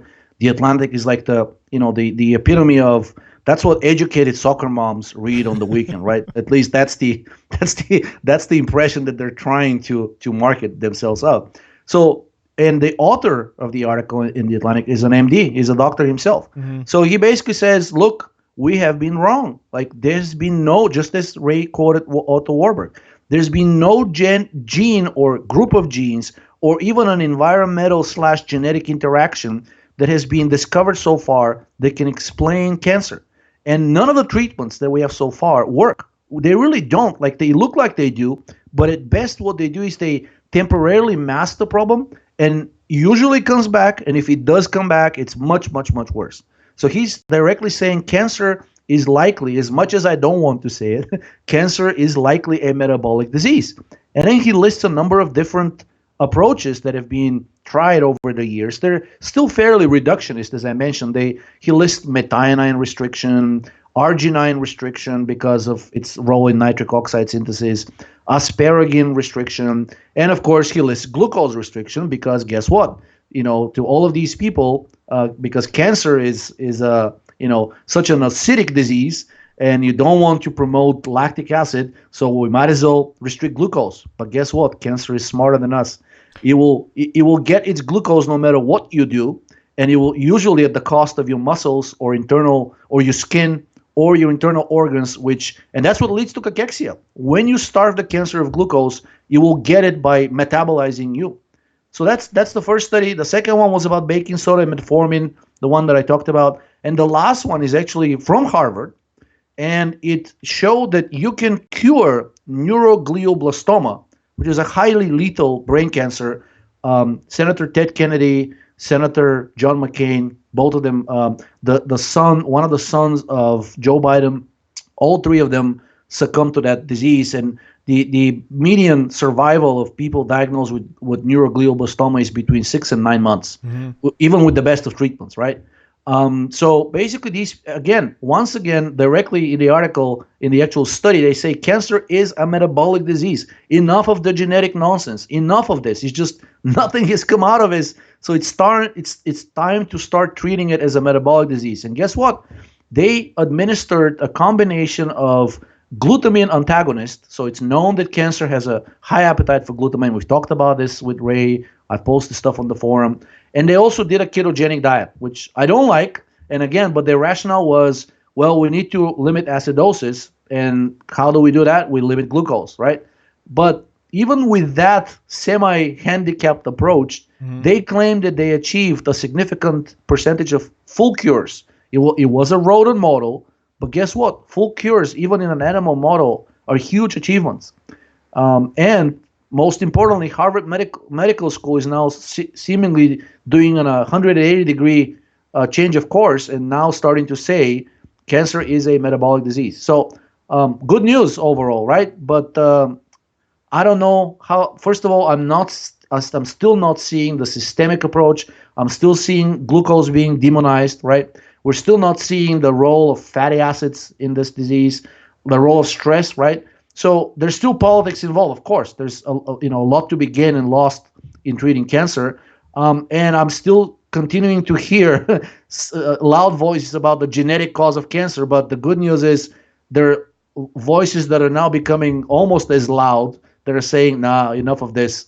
We're gonna start at least try treating cancer as a metabolic disease." Well, I know you've seen this, but it was that New York Times article about Otto Warburg, and it has a quote from James Watson of like double helix DNA fame or something, and he says, "I never thought until about 2 months ago, I remember. I'd ever have to learn about the Krebs cycle." He said, referring to the reaction similar to the most high school biology students by which a cell powers itself. Now I realize I have to.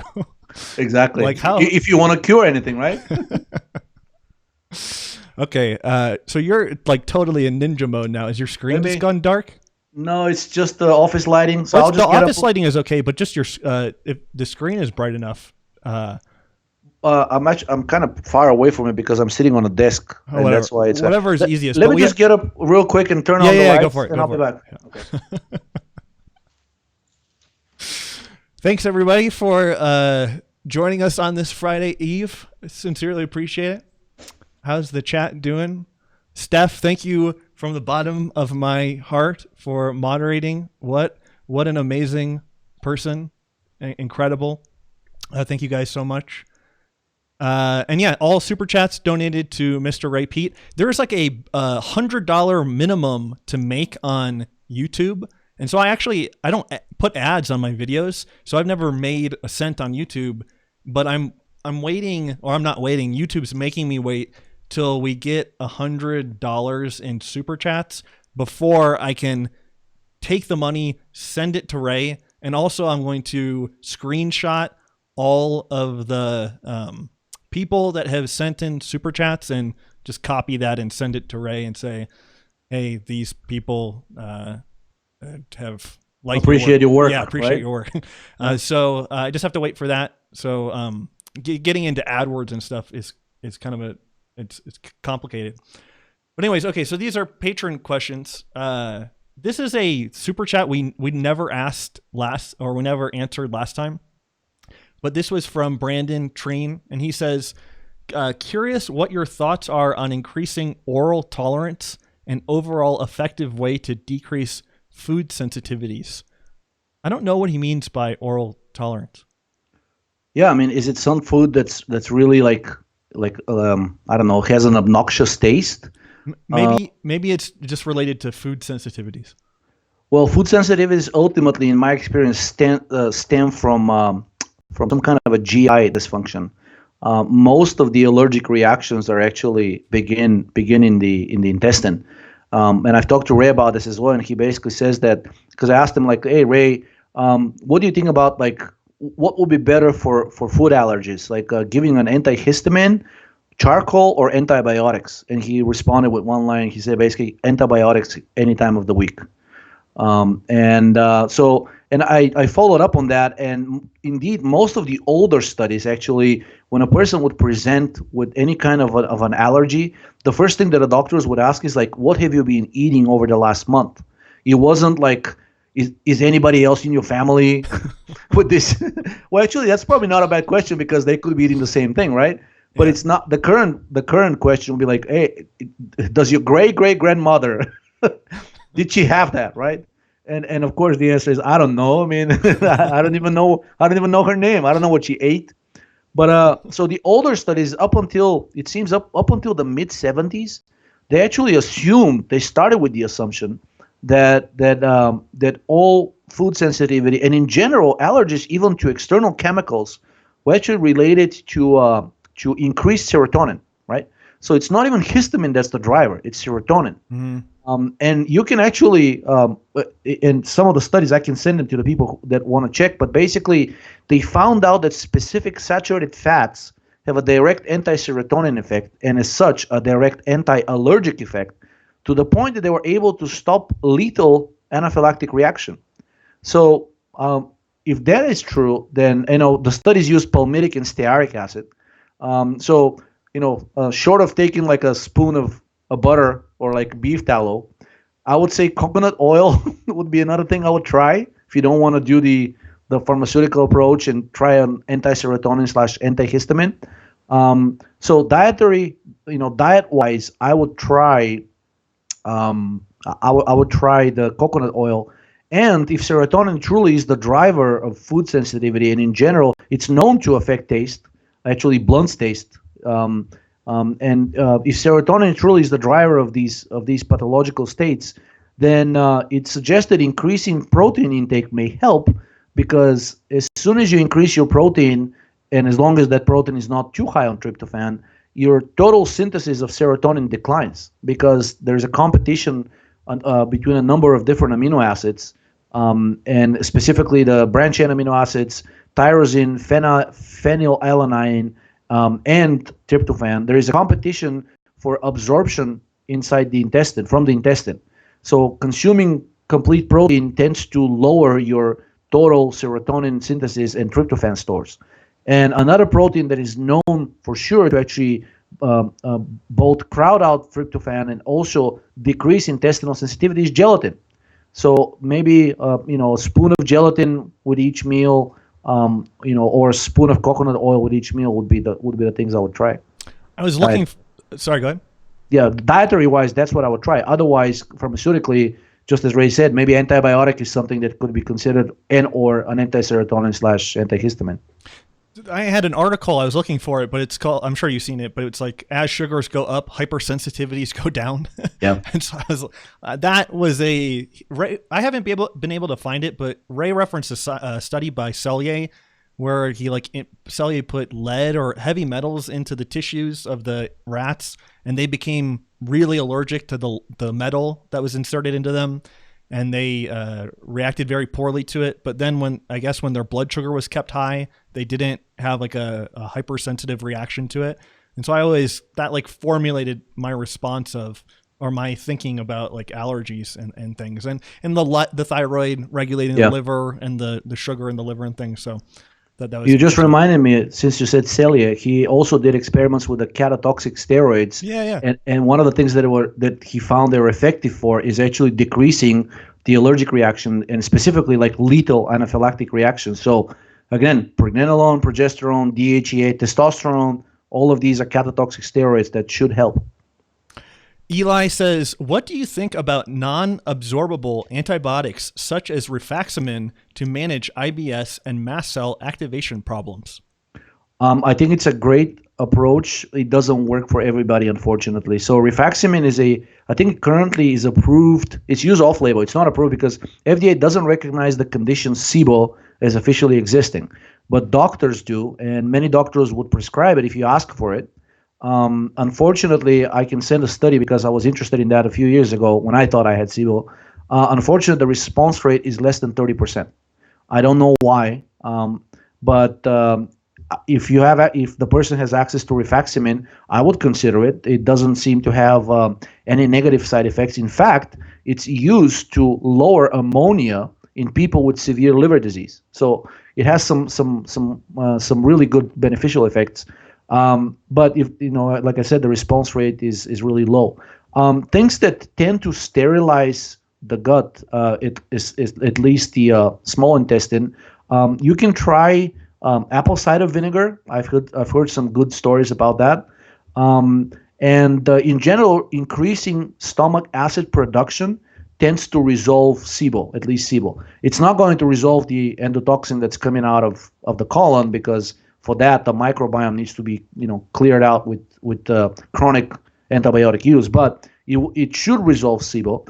And some of the best things for increasing CO2 from the steroids, actually, progesterone is a great one, and vitamin B1 is a great way. CO2 and stomach acid production have almost perfect correlation. Anything that activates the chloride channels, so actually regular dietary salt would do that because it contains chloride, right? Baking soda may do it as well, even though initially neutralizes it, but chronically when you use it, it stimulates the synthesis of stomach acid. And of course, any carbonic anhydrase inhibitor, which vitamin B1 is actually one of them. Methylene blue, a few studies I saw on that, contributed to increased stomach acid production. And methylene blue itself has a powerful antibiotic, antifungal, and antiviral effect, mostly through the stimulation of the release of reactive oxygen species, because it activates mitochondrial metabolism. Sweet. Molly Brewer says, do either of you know any available substances that can deliver drugs into bones? I do not. I also do not, but there are. So usually steroids tend to accumulate. The highly lipophilic steroids tend to accumulate in brain and bone tissue. So basically, if you dissolve something into coferol, and there is a present there's a steroid that is also present together with the substance you're trying to deliver, it may help. Saturated phosphatidylcholine, which we have a product with that, but you don't have to use our product. Just getting that powder separately, it's now known to be a highly effective carrier inside any type of cell. I haven't seen any studies specifically on bone cells, but as long as there is decent blood supply, you should be able to get it inside the cell. And finally, there is a chemical known as adamantane. It's the simplest adamantoid, and it's one of the most highly lipophilic chemicals currently in pharmaceutical use. And many drugs are being developed either by attaching the adamantane molecule to it, or dissolved in a solution where adamantane is also present. So adamantane is known as the so-called the universal lipophilic bullet. There's even a study with that title, and adamantane is known to increase the permeation of even very hydrophilic chemicals into any kind of tissue that has been tested. They tested at least 20 different ones. I think bone was one of them as well. So I have to check that study, but those will be the things I will try first. Adrian says, is the topical supplementation of niacinamide / aspirin as Solban more potent than oral and therefore requires less dose? And what is an accessible and simple protocol to improve liver health? So Solban is our product, and the purpose of Solban is not to deliver niacinamide and aspirin systemically. The reason Solban was developed was to assist with skin health, and specifically as a sun blocker. So if you look at the studies that are posted in regards to Solban, almost all of them deal with protection of the skin from UV damage, and prevention of I shouldn't say that because it's not kosher with FDA, but the studies have studied aspirin, niacinamide, and caffeine, and their effect on cancerization of the skin. So some studies looked at melanoma, other studies looked at basal cell and squamous cell carcinomas.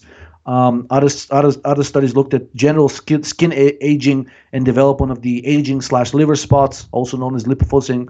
So that's what Solban was developed. That was the original purpose of it, to serve as a sun blocker and a general skin protection/anti-aging remedy. The amounts of niacinamide and aspirin inside Solban are not much. I mean, it's just the niacinamide is 4% and aspirin is 1%. So presumably people are using only a few sprays on their skin and they're not bathing in it. Now, if they are, I mean, I would assume about 10 to 20% of the amount that ends up on the skin probably gets absorbed, right? But it wasn't developed to be used that way, and in order to get like therapeutically relevant amounts inside you, you probably need to spread the entire bottle all over your body. So I would suggest taking these orally, aspirin and niacinamide, if you want to get the systemic effect. Incidentally, they would be part of my liver protocol, since the second question was about liver health. So aspirin, niacinamide in doses not exceeding 500 milligrams daily. Caffeine is a great one as well. Vitamin K2, the amino acids glycine and taurine. So gelatin, again, eating gelatin would be great. Saturated fats would be great as well. And it's been shown that most of the damage done to the liver is actually due to the peroxidation of the unsaturated fats. So anything that stops that process or blocks the entry or limits the entry of those fats into the liver will be highly therapeutic. So vitamin E, saturated fat like coconut oil, beef tallow, butter, all of these would be great components of a liver health protocol. One other thing I would add, I feel like protein is underrated, but maybe even, this is maybe an incongruence in my own thinking, but I actually think supplemental gelatin is probably pretty useful in some situations, especially for somebody that suspects a liver problem. Yep. Because from what I've read about, I don't know if it's true for non-alcoholic fatty liver disease, but at least for cirrhosis, there's like a undercurrent of anorexia in that disease where it's like a vicious cycle making you undereat, and then your liver just gets worse and worse. And so I think getting in enough protein is like really challenging when the digestion is impaired already because the liver's not functioning well, and like bile acids aren't produced adequately. And then, so again, this is an area where I think a supplement like a hydrolyzed gelatin could probably be useful, in addition to some of the things you mentioned, for sure. Actually, speaking of cirrhosis and the anorexia, most of it is iatrogenic. It's because the doctors are telling people with cirrhosis don't eat protein because it's going to raise your ammonia, right? Yeah. And this actually only recently, I think about it was last year or 2 years ago, when I saw an editorial in JAMA which said, once again, we got it all wrong. Yes, hepatic encephalopathy, in other words, getting into a coma due to high ammonia. Yes, it is a risk, potential risk for people with cirrhosis, but it only happens in the very late stages of liver disease. And even then, it can be effectively managed. And in fact, by eating normal amount of protein, it has been shown that a significant portion of the cirrhotic cases can be reversed. And they claim that cirrhosis is irreversible, right? So they're saying, look, we know how to manage hyperammonemia. We know how to, get it out of the body. There's multiple drugs approved for that. So actually, aspirin chelates ammonia.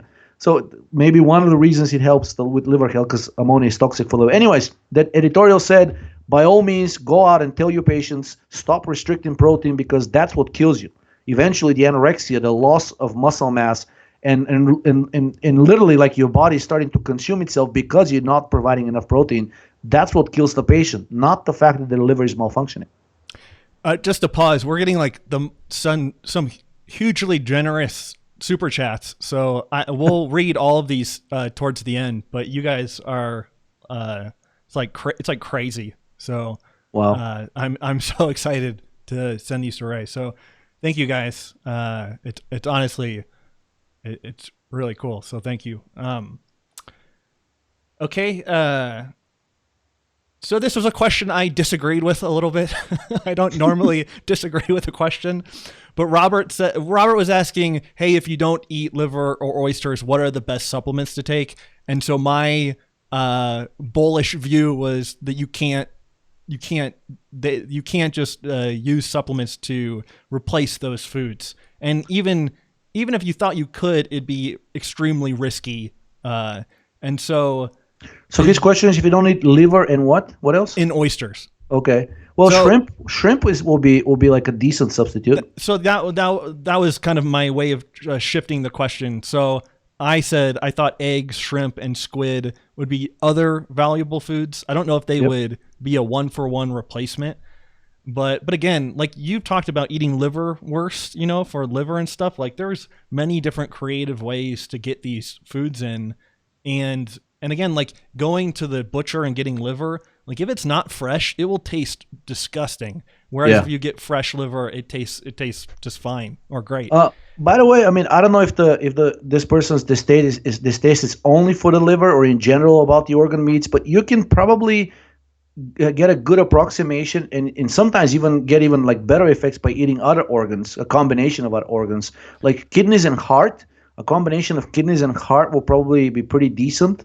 Both of these contain high amounts of zinc and copper, right? And heart also contains a lot of testosterone.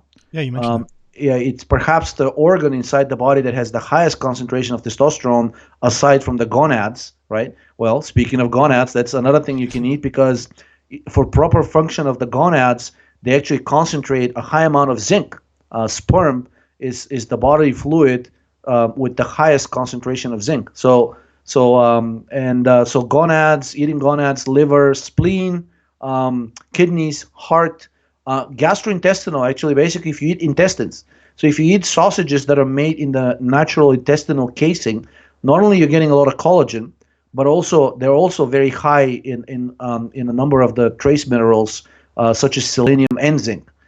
So there are ways. I mean, there's a reason why most quote unquote primitive cultures, because it turns out they're not that primitive, around the world they still consume the whole animal, and in general, muscle meats throughout most of these cultures are actually considered inferior food.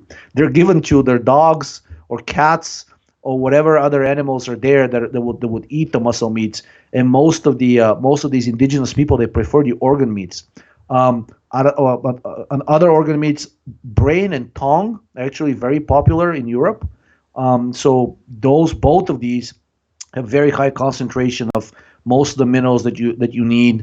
I think brain has like a crazy high DHA concentration, or I guess it depends what it ate. Depends on the diet. Yes, depends on the diet, but it does have a high concentration of copper because it's the crucial element for the respiratory enzyme cytochrome C oxidase, right? And brain is the most energetically sensitive tissue, so it accumulates there. Zinc does too. So zinc, manganese, copper, these tend to accumulate in liver and brain, and sometimes heart. So you can, if you don't like liver specifically because of taste or smell or whatnot, other organs, a combination of other organs will probably do as well. Sweet.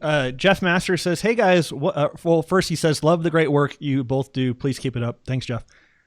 He says, hey guys, what are the best supplements to boost energy that could be taken before a strenuous game of rugby? I use caffeine, but should it be taken with sugar or protein or both? So caffeine is actually not bad, but caffeine, it should be consumed with a significant amount of sugar because it can, if it's not, then it can trigger a stress reaction. And as soon as your free fatty acids elevate, this triggers sort of like a systemic fatigue because free fatty acids elevate tryptophan in the brain, so they increase your serotonin production. And it's been shown that things that lower serotonin in the brain, or at least oppose it, they actually have a great anti-fatigue effect. So caffeine would work, but caffeine only in the presence of a sufficient amount of carbohydrates. Other things that would work that are known performance enhancers, both in animals and humans, are things that lower or block the acidosis response. So the fatigue that sets in most athletes is due to lactic acid and or serotonin. So leaving serotonin aside, what can be done to buffer lactic acid? Well, in horses there is, and it's actually a banned approach. You can do it. It's called baking soda loading. Or milkshaking, I think. Milkshaking, yeah. So and this approach is now being adopted by most of the top competitive athletes. And what they do is they take a dosage of about 15 to 20 grams of baking soda, split into a few individual doses of not more than 5 grams each, because if you overdo the baking soda, it basically it gives you loose stools almost immediately. So, but it's called baking soda loading because you can take that high dose in divided doses throughout the day leading up to the event, and you will still get that effect. And other things that seem to work in a similar manner, but through an unknown mechanism, is the amino acid beta-alanine. So beta-alanine has a known performance-enhancing effect, and it's synergistic with baking soda. And if you want to make it even better, even stronger response, you can take a little bit of methylene blue. Methylene blue also blunts the rise of lactic acid, and if there is a rise in lactic acid, methylene blue can help metabolize it quickly before it causes the muscle fatigue. So those will be the three things that are known pharmacological that I would try. And pharmacologically, if you can find a non-sedating serotonin antagonist, I think that would have a great performance enhancing effect. Cyproheptadine is good, but because it's also an antihistamine, it tends to be heavily sedating. However, that sedation wears off after the first week, and I know of people who are rowers. I used to be a competitive rower, who basically push through that initial sedation, and now they take 4 to 8 milligrams of cyproheptadine daily, and it increases their performance by about 20%. Oh. So, yeah. So if you can push through sedation, anti-serotonin drugs can do it if you want to go the pharma route. I'm being attacked by a moth. I would say aspirin. That's like the thing. If I'm a little bit tired and I need to do something that requires effort, I'll take an aspirin, and that usually works. Cam says, how to increase beard growth, bone density, and strength with elevating T3 and DHT. Well, usually T3 and DHT go together, go hand in hand. I posted several studies showing that hyperthyroid people have a shift in steroid metabolism towards the 5-alpha reductase enzyme. So in other words, they like a greater proportion of their testosterone gets shifted towards synthesis of dihydrotestosterone and or androsterone. So it really depends what's behind the lack of. So I guess if the lack of DHT is causing the sparse beard growth, then T3 would be the most, I guess, most viable approach, most systemic approach. But I've heard from people that are rubbing either DHEA, like a solution of either DHEA, androsterone, or a combination of both. They're rubbing it on their face, and they're putting just a few drops. And after about a week, they even send me pictures which I can share. They say that basically they've seen a dramatic increase in the density of the hair. Not so much the speed of growth, but basically their face is now fully covered in these stubs like of hair. So they used to have bald spots on their face, and now they don't anymore. So androgens are crucial for facial hair, as most people know. So I would try T3 first. If that doesn't work, the topical androgens or androgen precursors would be my next bet. Kim's other question is also, Georgi, on if testosterone replacement therapy weekly at 100 to 200 milligrams, if there's a chance to restart normal function after a decade of use. Testosterone cypionate seems to work amazing for health and longevity. I'm confused if he's asking if he's taking testosterone or he wants. I think he wants to take it at 100 to 200 milligrams per week. Can I say something? I've never met somebody that seemed well taking testosterone. In fact, they're like some of the, by their own admission, the worst feeling people like I've ever talked to in my limited experience of talking to people. And I'm specifically talking about the types of dosages that he's talking about, these 100 to 200 doses. And and again, I've used it. I used to inject testosterone cypionate into my leg. And so I think it's a world of hurt. So a couple of things. I think some of the negative effects of the testosterone TRT stems from the fact that they're using esters. I posted a study on DHT and prostate cancer, and it showed that all of the DHT esters that were tested in the study, benzoate, propionate, and even enanthate, all of them actually increased cancer growth, but DHT by itself actually fully stopped it. So there's something about, and Ray actually said something along similar lines. People asked him about the different pregnenolone esters, and he said, pharmaceutical companies are their never-ending creativity into coming up with toxic ways to squeeze profit. And he basically said, like, even the acetate esters of several steroids actually inhibit the enzymes that metabolize them. So if you're taking people would say like pregnenolone acetate is like a benign thing and metabolizing the pregnenolone and acetic acid. He's like, no, yeah, that happens, but really the cumulative effect is very different than taking acetic acid and pregnenolone separately. Yeah. So I think, first of all, if possible, I would ask a doctor to provide raw testosterone without any esters attached to it. And if the doctor is willing to work with a compounding pharmacy, you can get them to actually make you testosterone dissolved into cofferols. And when you have that, then much lower doses would actually go much further, because when you inject these several hundred milligrams of the testosterone ester weekly, most of it basically, I mean, yes, it does circulate for a lot longer, but it's also much more amenable to aromatization. I don't know why, but there's something about the esters that make testosterone more amenable to aromatization. But when it's the raw testosterone, especially when combined with something like tocopherol, which has itself an anti-estrogenic effect, and also it prolongs the half-life of the raw testosterone, so you'll be getting the long-lived effect of the esters, but you can get by on dosages that are basically similar to the dosages of DHEA, 10 to 15 milligrams daily. And I know Ray recommends even less, but if somebody's trying to get the athletic effect, if they're a bodybuilder or not, I know competitive bodybuilders who do the testosterone into tocopherols, they get the same effect from a 15 milligram daily dosage into tocopherol than they do from a 100 milligram daily injection of a testosterone ester. So that amounts to about 700 milligrams weekly. That's considered a so-called cruising dose, like you're basically getting ready for a competition. So that's a factor of 6 or even 7 more effective when you're using a non-ester dissolved into tocopherol. And of course, you're dramatically limiting the risk of the risk for side effects. The less testosterone you take, the less estrogen you'll synthesize. And testosterone itself is actually a pretty potent aromatase inhibitor. And there's a study, and I've suspected this for a long time.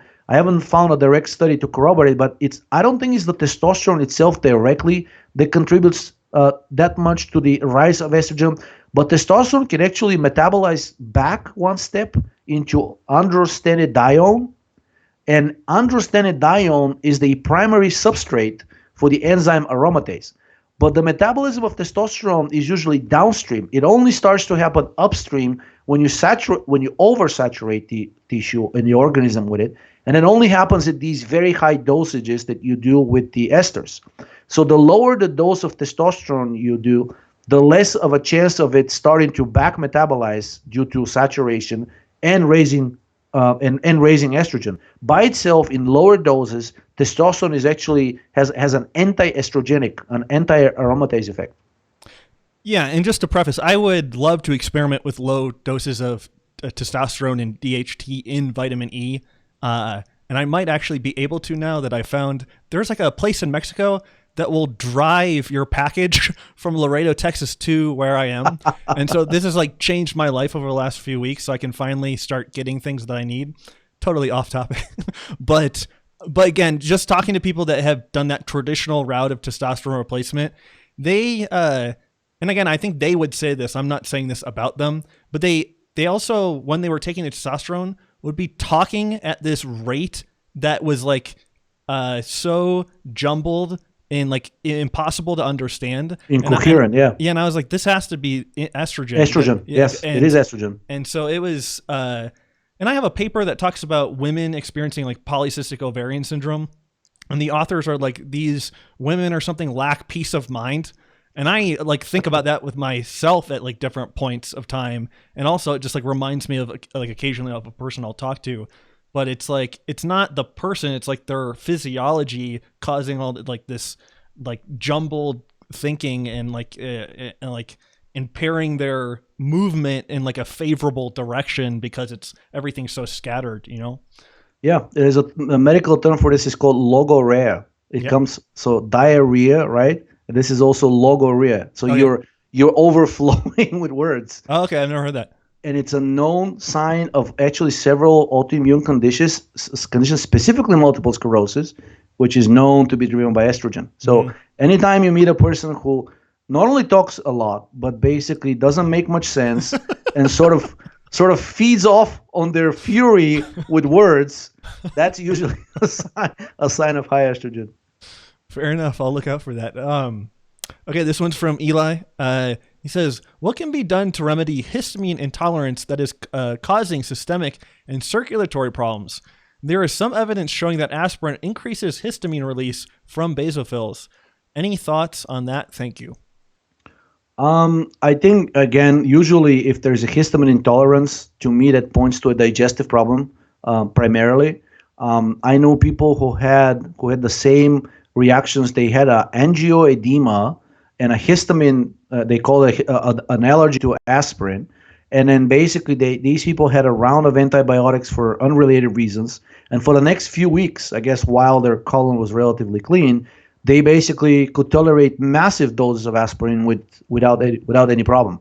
I also have seen that combining aspirin with the amino acid glycine seems to eliminate the aspirin sensitivity even in very aspirin allergic people, very prone to allergy. So there's something about the amino acid glycine that really puts a stop to that allergic slash histamine slash serotonin reaction. There's, in fact, in Russia, they actually sell aspirin combined with glycine in a 1-to-1 ratio, 100 milligrams of each. And I think they called it like a Gerotol or Geroban or something about they claim to have an anti-aging effect. So my advice would be try a little bit of gelatin, and then about 30 minutes later, try the aspirin, and it should resolve the issues. I've also noticed that combining aspirin with baking soda or because when you combine aspirin with baking soda, you're getting something called sodium salicylate. So you can buy sodium salicylate directly from Amazon as a powder, and that doesn't seem to cause the same issues that aspirin causes for sensitive people. Okay, Julia says, thoughts on feeling worse in the summer, heat intolerance, heat exhaustion, headache from the sun, worse digestion, weakness, and so on. Any advice? I would say that's a primary sign of hypothyroidism. Intolerance to heat or cold is a primary sign of suppressed thyroid function. And usually it goes hand in hand with elevated adrenaline, with overactive sympathetic system. The first thing I would try is increasing a little bit salt intake. And I've seen, because I know people who have the exact same problem. I know people with multiple sclerosis. And as soon as they increase their salt intake, they stop sweating, they don't feel these heat waves anymore, and they're able to go out in the sun and stay for hours, if not even the full day, without getting this shaking reaction and the indigestion and the nausea and the weakness in their legs and the extremities they normally do. And of course thyroid, right? But if a person doesn't want to take thyroid, doesn't have access to thyroid, increase salt intake. And especially combined with orange juice seems to remedy this pretty quickly. We're getting the vitamin D tested can have a pretty big anti-adrenaline thing. If that's yeah. I mean, I'd be interested in your experience. I feel like the thyroid and vitamin D, the same symptoms can happen from a deficiency of either. There has been a symptom like adrenaline, which I would chase with thyroid, but it would actually be solved with vitamin D. And vice versa. So it's really really interesting. I need to read more about how interconnected they are. If you read the thread on the forum about our product Calcerol, there's actually a study and a great diagram. It shows, first of all, for the people that don't know, vitamin D is actually a steroid. Or more specifically, it's so-called secosteroid. In other words, it's a broken steroid. Part of the steroid nucleus is missing. But the structure is still very much a steroid structure, and it's been shown, proven definitively to interact with all of the known steroid receptors and potentiate some and also downregulate others.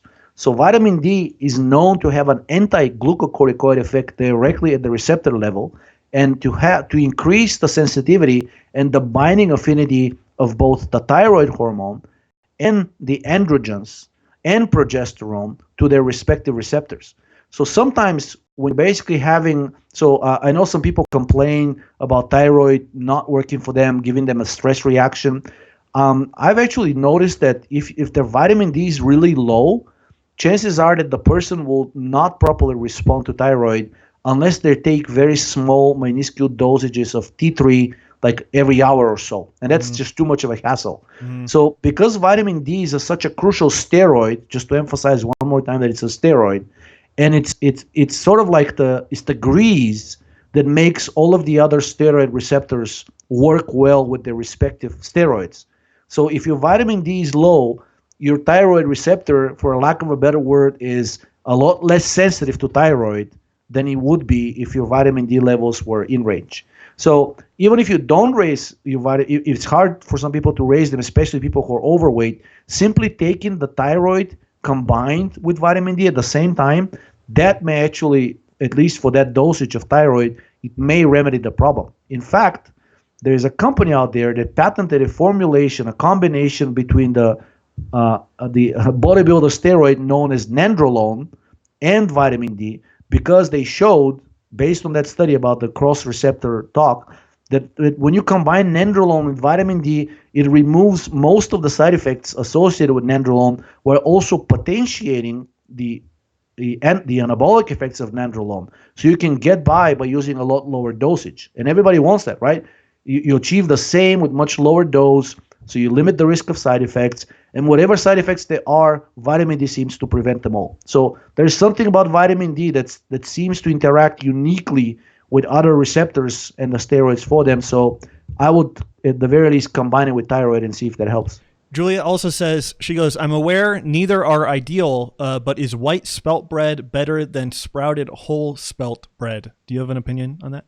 I think so. Anything whatever is more easily digestible, has less so-called whole grains, is likely to be better for your digestion, because anything that reaches bacteria undigested results in an immediate endotoxin overload, and you don't want that. So she said white sprouted bread, or white spelt bread better than sprouted whole spelt bread.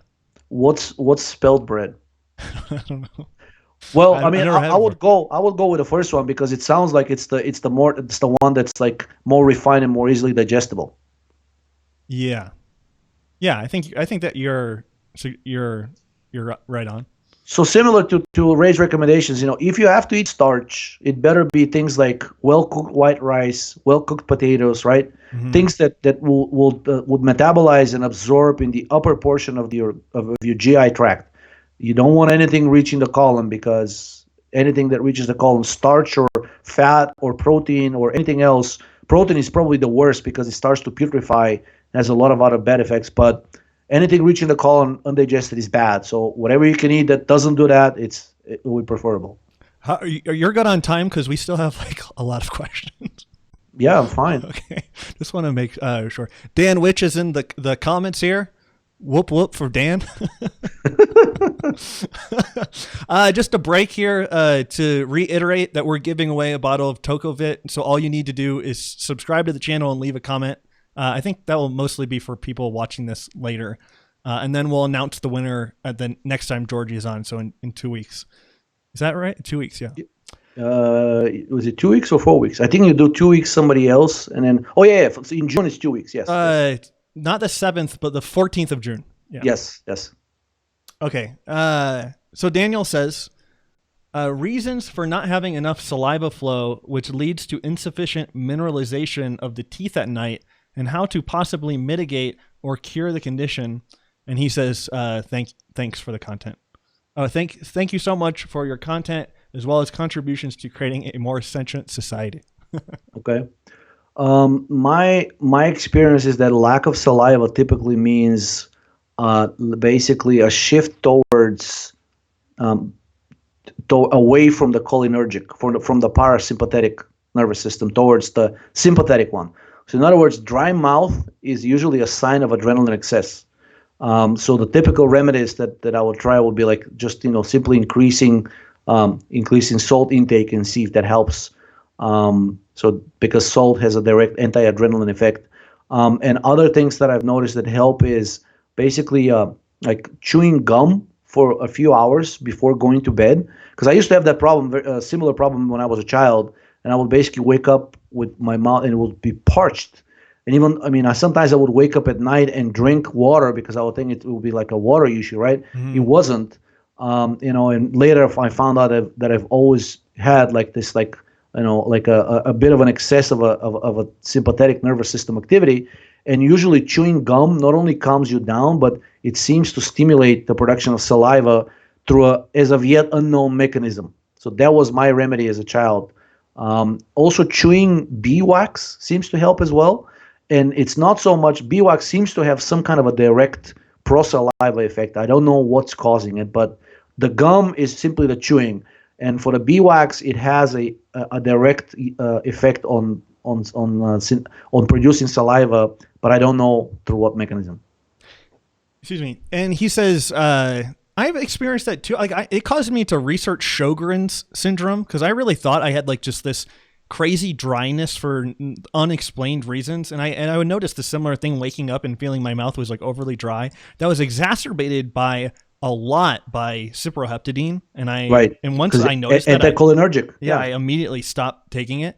But I feel like it was like if I had to guess, it was like an estrogen or something issue, because I would notice feeling more like oily when I'd take an aspirin or I'd take some T3. So it's clearly some kind of metabolic thing. But so Sjogren's syndrome has now, there's a proposal that it's actually directly caused by androgen deficiency. Yeah. So specifically DHEA. There's actually a small pilot trial with women, and they're giving them a little bit of DHEA, and so far the results seem to be very promising. So if androgens are low, usually cortisol and or estrogens will probably be high, will be elevated. I think I saw that exact paper. But Daniel also says, in regards to salivation, does 200 to 500 micrograms of potassium iodide, do you think that's a reasonable thing to use? In the microgram dosages, it's probably okay. I would still test like the iodine levels and see at what level they are. Most people don't have iodine deficiency. In fact, some people have an excess because most people eat the iodized salt. But in the microgram range, it's usually okay. I don't think it will cause much damage. So it can probably be tried safely for about a week and see if it works. It should manifest in the first few days.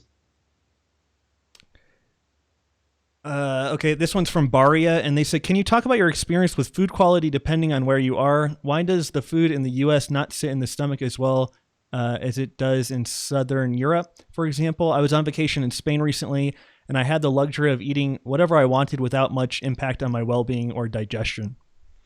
Well, I think, not to pick on in the United States, but I've had a similar experience with truly shitty food in most Western European countries, including Canada. I mean, actually, Canada is not a European one, but Canada, actually, if you go, you're not going to notice much difference. Their food is pretty much the same. Like UK was actually worse, believe it or not.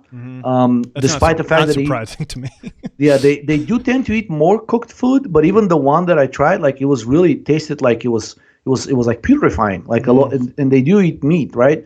A lot of sheep products, and I did not like it at all. I had like the worst digestive problems that I've had while traveling was when I was traveling through UK and spent like a day or a night there and waiting for my connecting flight and eating the local food.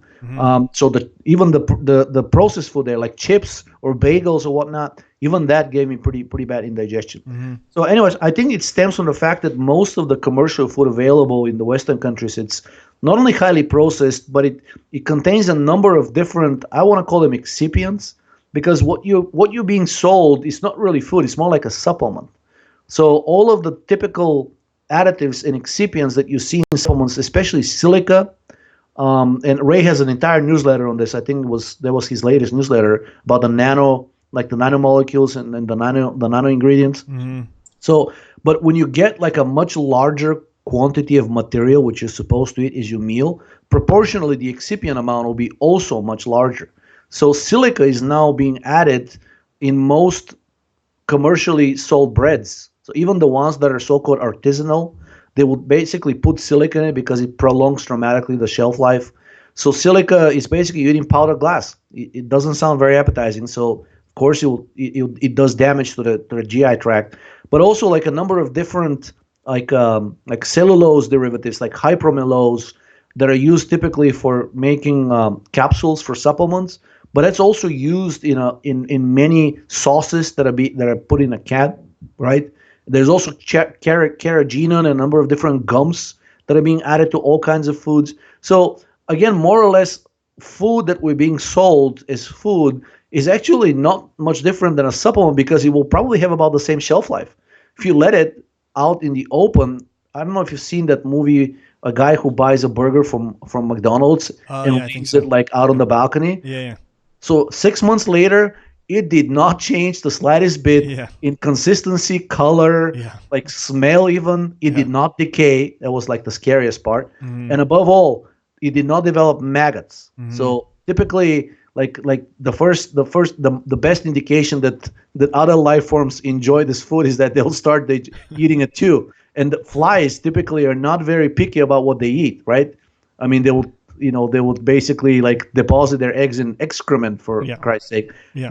They did avoid the burger and did not develop any maggots. So I think we're basically being sold a really low quality product that's meant to withstand nuclear holocaust, and it's being sold as food.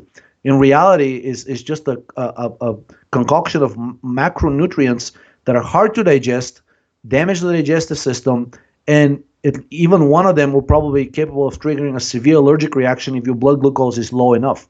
Mhm. So hence keeping blood glucose high is imperative for being able to handle this thing that they call food and sell us. Sweet. John Estrada says, "What are the causes of gastritis, and is there any way to reverse it?" Gastritis is actually it's considered an inflammatory disease, and it could be chronic, right? But it has been shown the typical treatment is with proton pump inhibitors, these notorious drugs.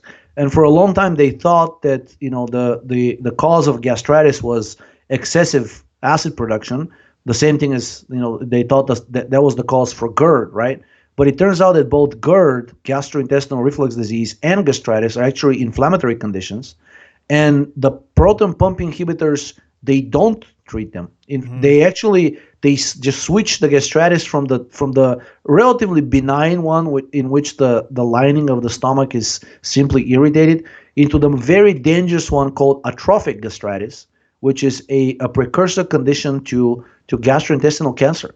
So initially, when the proton pump inhibitor drugs were being developed and tested and submitted to FDA for approval, not many people know, but FDA actually rejected the first two applications for what is it called, Prilosec, and I think forget what was the other one, but basically two of the Prozol drugs were initially rejected for approval because FDA had serious concerns about their potential to cause gastric cancer. Mm-hmm. And of course, the pharmaceutical companies quickly concealed that data. They got approved, but gastritis is an inflammatory condition.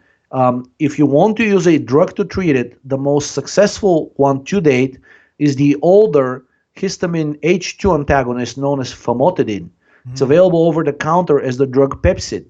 So you can, and actually initially it was developed as a treatment for gastritis and not so much as an antacid drug. Later on, they found out that it has those effects as well. So famotidine has a number of different benefits. Not only it is anti-inflammatory, but it has a highly trophic effect specifically on the gastric mucosa, which is crucial for alleviating gastritis, for curing it actually. And also famotidine was recently found to be a potent serotonin antagonist through as of yet unknown mechanism. There was a patient awaking from general anesthesia, and it's very common in elderly people that people who wake up from anesthesia, they develop delirium. Delirium is now known to be driven by serotonin, and that person also had actually developed a serotonin syndrome. So this person was administered famotidine by mistake, and even the low dosage of 20 milligrams completely stopped the serotonin response, the serotonin syndrome. The reason I mention this is that serotonin actually has a known role in promoting gastritis. So anti-serotonin drugs would be very helpful. Famotidine happens to combine both. It's good for the stomach. It's trophic for the actual stomach. Somehow it blocks the serotonin response. But cyproheptadine would probably work just as well. And gelatin was an old remedy for gastritis and even for very dangerous bleeding, even for perforated ulcers. So for gastritis, I think the dosage was 50 grams of gelatin every day for 5 days. And for bleeding ulcers, which sometimes develops as a result of gastritis, the dosage was 100 grams of gelatin for 3 days in a row. Sweet. That was my. This one's from Dan, and he says thoughts on 7-keto DHEA, particularly its safety and use for fat loss. So it's being promoted as a cortisol blocker. Actually, 7-keto DHEA does not block the cortisol receptor. All of the 7-keto steroids are known to compete with cortisone, which is the inactive cortisol hormone, for conversion into the active one through the enzyme 11-beta-HSD1. So you can think of 7-keto DHEA as a competitive inhibitor of the synthesis of cortisol. Now, that mechanism is fine if that was the only thing DHEA does. But guess what? When 7-keto DHEA gets metabolized by that enzyme 11-beta-HSD1, it gets turned into 7-hydroxy DHEA, and 7-hydroxy DHEA has the opposite effect. It inhibits the degradation of cortisol back into the inactive form cortisol. So this is really dangerous. So over time, when you're basically ingesting 7-keto DHEA, first of all, it has been shown in a number of human studies to lower the synthesis of testosterone, progesterone, and pregnenolone. Anything that has this effect is already giving me a pause. But if that's not enough, so after the first week of potentially lowering cortisol synthesis, 7-hydroxy DHEA will accumulate, and that steroid has a really long half-life and is difficult to excrete and metabolize further. There are just no known enzymes that can metabolize it further. So you just have to wait for it to be glucuronidated and excreted. So if you have poor liver function, or even if you're healthy, basically this steroid will accumulate and stay in your system for days, potentially for weeks, and it will inhibit the degradation of cortisol. So while the initial effect may be anti-cortisol, over time it will become pro-cortisol. And I think that's one reason we haven't seen more successful human studies with it. And if you noticed, most of the human studies with 7-keto DHEA sort of dried up and stopped after 2009, 2010 timeframe. I think that's one of the reasons these scientists wisened up, but they don't want to call out because it's a patented chemical. I think a company out there basically still holds a patent on it as a cortisol blocker, and they don't want to throw their colleague under the bus. But I would not use it. I don't think it's safe. If you use it, if you have to use it, if that's the only thing you have on your hands, then I would not use it for longer than a week, because that's how long it takes for the 7-hydroxy DHA to start accumulating. And Dan also says, why might progesterone cause some kind of bile/gut issue? Have seen cases where progesterone had benefits, but also caused loose stools and pale stools. Too much estrogen being knocked out at once? ? Progesterone is known to stimulate the gallbladder function, right? Mm-hmm. And depending on, so in some people, basically, if you have a gallbladder that cannot produce enough bile, this basically overstimulation can lead to a situation where when you actually have the meal, the gallbladder is actually overstimulated and cannot produce enough bile. Mm-hmm. If you don't produce enough bile, your stools will have this palish slash clayish color. Mm-hmm. And it's usually a sign of either gallbladder or pancreatic dysfunction. Mm-hmm. So I would actually, if possible, I would do tests for the pancreatic enzymes in the blood. There's just the three, the protease, amylase, and lipase, mm-hmm. just to see if everything's fine with the pancreas. Some people have something called exocrine pancreatic insufficiency, EPI. It's actually a very fashionable condition right now. There are ads about it all over the radio, and endocrinologists love it because it's considered something that's not really dangerous, but they prescribe you digestive enzymes for it, right? But you still get to go and get this massive CT scan of your entire abdomen. So they get a lot of money from it, but it's basically the treatment revolves around improving digestion with the enzymes. But still, ultimately, it's caused by most likely either nitric oxide, estrogen, and or serotonin. And the pale stools, in my opinion, related to progesterone is simply from overstressed gallbladder. There are a few times I've experienced like similar things, like the lightening of the stool, and correct me if I'm wrong, but the bile acids not only is like your thyroid is breaking down cholesterol into the steroids, but also bile acids. And then I would eat liver, and the stools would return to the dark color. And so I don't know if that's a similar situation where progesterone is increasing the rate of metabolism, and then you'll immediately need more cholesterol. And maybe vitamin A or some other nutrient or something.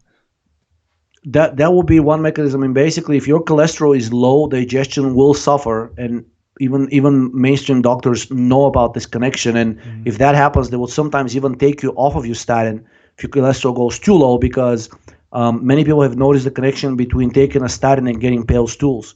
And as soon as that happens, doctors usually freak out because they suspect a pancreatic dysfunction, and they'll say, well, stop it and see what happens. And usually improves as soon as you stop the statin. So yes, low cholesterol, not being able to meet the need for bile acid synthesis. Okay, we're making a dent in them. Thomas Elin says, any thoughts concerning the recent research published by JAMA Network Open suggesting that sugar content in both soda and fruit juice can contribute to shortened lifespans? The study of 1,300 adults found that 12-ounce glass of juice a day could increase the risk of early death by almost a quarter. The increase in premature death from coronary heart disease is 44%. Did you catch this? Did anybody send it to you? Yeah, I saw it, but again, it's an epidemiological study, and I've sort of given up on those because, first of all, it's very fashionable to demonize sugar these days, right? And it goes back to the mantra, eat less and move more. And sugar specifically is getting demonized. But the several intervention studies that I've seen with actually increasing carbohydrate intake at the expense of fat showed the exact opposite. So I would take an intervention study which basically directly controls the intake of the macronutrients and can affirm a cause and effect relationship, while the epidemiological study, it just shows that the two are correlated. But here's my explanation. People who are highly stressed tend to prefer sugary drinks and foods, and I think the study looked specifically at ice cream. It found that ice cream and sugary drinks are the ones that had like the highest correlation with early death. Well, guess what? People who are under tremendous stress, they tend to overconsume these foods. So it's the stress that causes the premature death. It's not the food necessarily, or at least not the elevated sugar intake. If anything, it's probably keeping them alive longer than they would normally be. When I was checking, I went with Brad and Jeremy, the filmmakers of On the Back of a Tiger. We went to like a hippie grocery store in San Francisco, and we found this like Coke and coffee mixture. And I'd never seen it before. And Brad was like buying a bunch of them. And so we're like checking out of this hippie grocery store. And it's just like this Coke and coffee mixture. And this older woman who looks like she's kind of like in rough shape. She like looks back and she's like, oh my God, I used to love that stuff. And I drink it every day until my doctor told me to stop. And we were like, look at how you look right now. Yeah, right? We were like, man, that's probably like the best thing you were doing was like check the mirror, like look in the mirror. But it was just a funny thing that sticks out in my mind. Ryan Heaney says, is it more important to be concerned about the calcium to phosphate ratio at every meal, or is it sufficient enough to make sure that the ratio is favorable over a longer period of time, say like over the period of a day? So in my personal experience, I tried to control the calcium to phosphate ratio by examining all the foods that I eat. And I found that just doing two things, limiting the amount of muscle meats that I eat and increasing the amount of dairy, that by itself is enough to shift the calcium to phosphate ratio in a favorable direction. And I would not necessarily count, the exact amount of phosphate I'm eating every day. Simply, it's just, I mean, there's so many different things that you eat that probably have phosphates and we don't even know about, right? And also sugar tends to lower phosphate. So as long as your sucrose intake is high enough, or fruit juice or ripe fruit, I wouldn't necessarily worry so much about the phosphate. So enough carbohydrates, take it easy on the muscle meats, and eat dairy to taste. To me, that's a good enough rule to ensure a favorable ratio. Yeah, I think you're right. I think Ray specifically was asked about this, and I think the parathyroid and prolactin are so responsive that a single meal high in phosphate could increase their functioning. And so I think his answer to this question was like, you'd want to balance it meal per meal. But you're right. I think a long-term strategy would be more of like the foods you're choosing in general, just make it kind of an automatic thing. Yeah. And so it's not something where you're like having to think about it all the time. And it's just more of some kind of a passive thing that happens because you have enough cheese or milk or however you do it, you know? Yeah, most of the phosphates come from muscle meats. So as long as you, and there are other reasons to limit those. Well, not limit, but at least not gorged on them every day. They're high on methionine, high on tryptophan, high on cysteine. These are all inflammatory amino acids you want to be limiting. So as long as you're taking it easy on the muscle meats, eating enough sucrose, because I think it's the fructose that actually lowers phosphate directly. Yeah. And then ensuring eating dairy to taste, which means let's say two of your three daily meals have like a decent amount of dairy in them. I think that's enough to ensure a favorable ratio. Sweet. Cam says, is morning wood a sign of good health or stress? After going carnivore for experiment, my morning woods increased dramatically and seem to stop with higher carb. It really depends. Sometimes you can get like a combination of high testosterone and high estrogen. So a lot of people think that high libido all the time is a really good thing. But actually, estrogen can cause uncontrollable sexual desire, especially in the females, but also in the males. So I would need to look at the hormonal profile to be able to tell. In general, morning wood is a sign of elevated testosterone. But if this also happens to be, coinciding with elevated estrogen as well, then I would not consider it a good thing. So ideally, you would want your DHEA to be in the upper 25% of the normal range. That's much more important than your testosterone. Testosterone is not necessarily a youth promoting hormone. So yeah, I would do a blood test for cortisol, DHEA, testosterone, and prolactin, and based on that, I can make a more informed judgment. So usually it's a good sign. If it happens to be also coinciding with high estrogen, then it's not. I wouldn't take it as a good sign.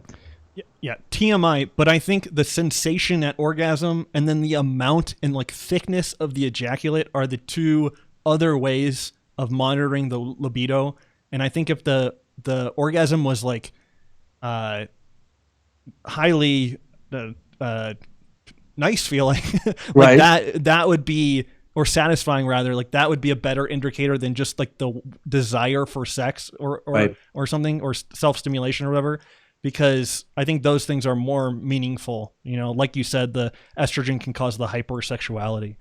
Our mutual friend G-Ball used to post on a Russian forum. Hey, I don't know.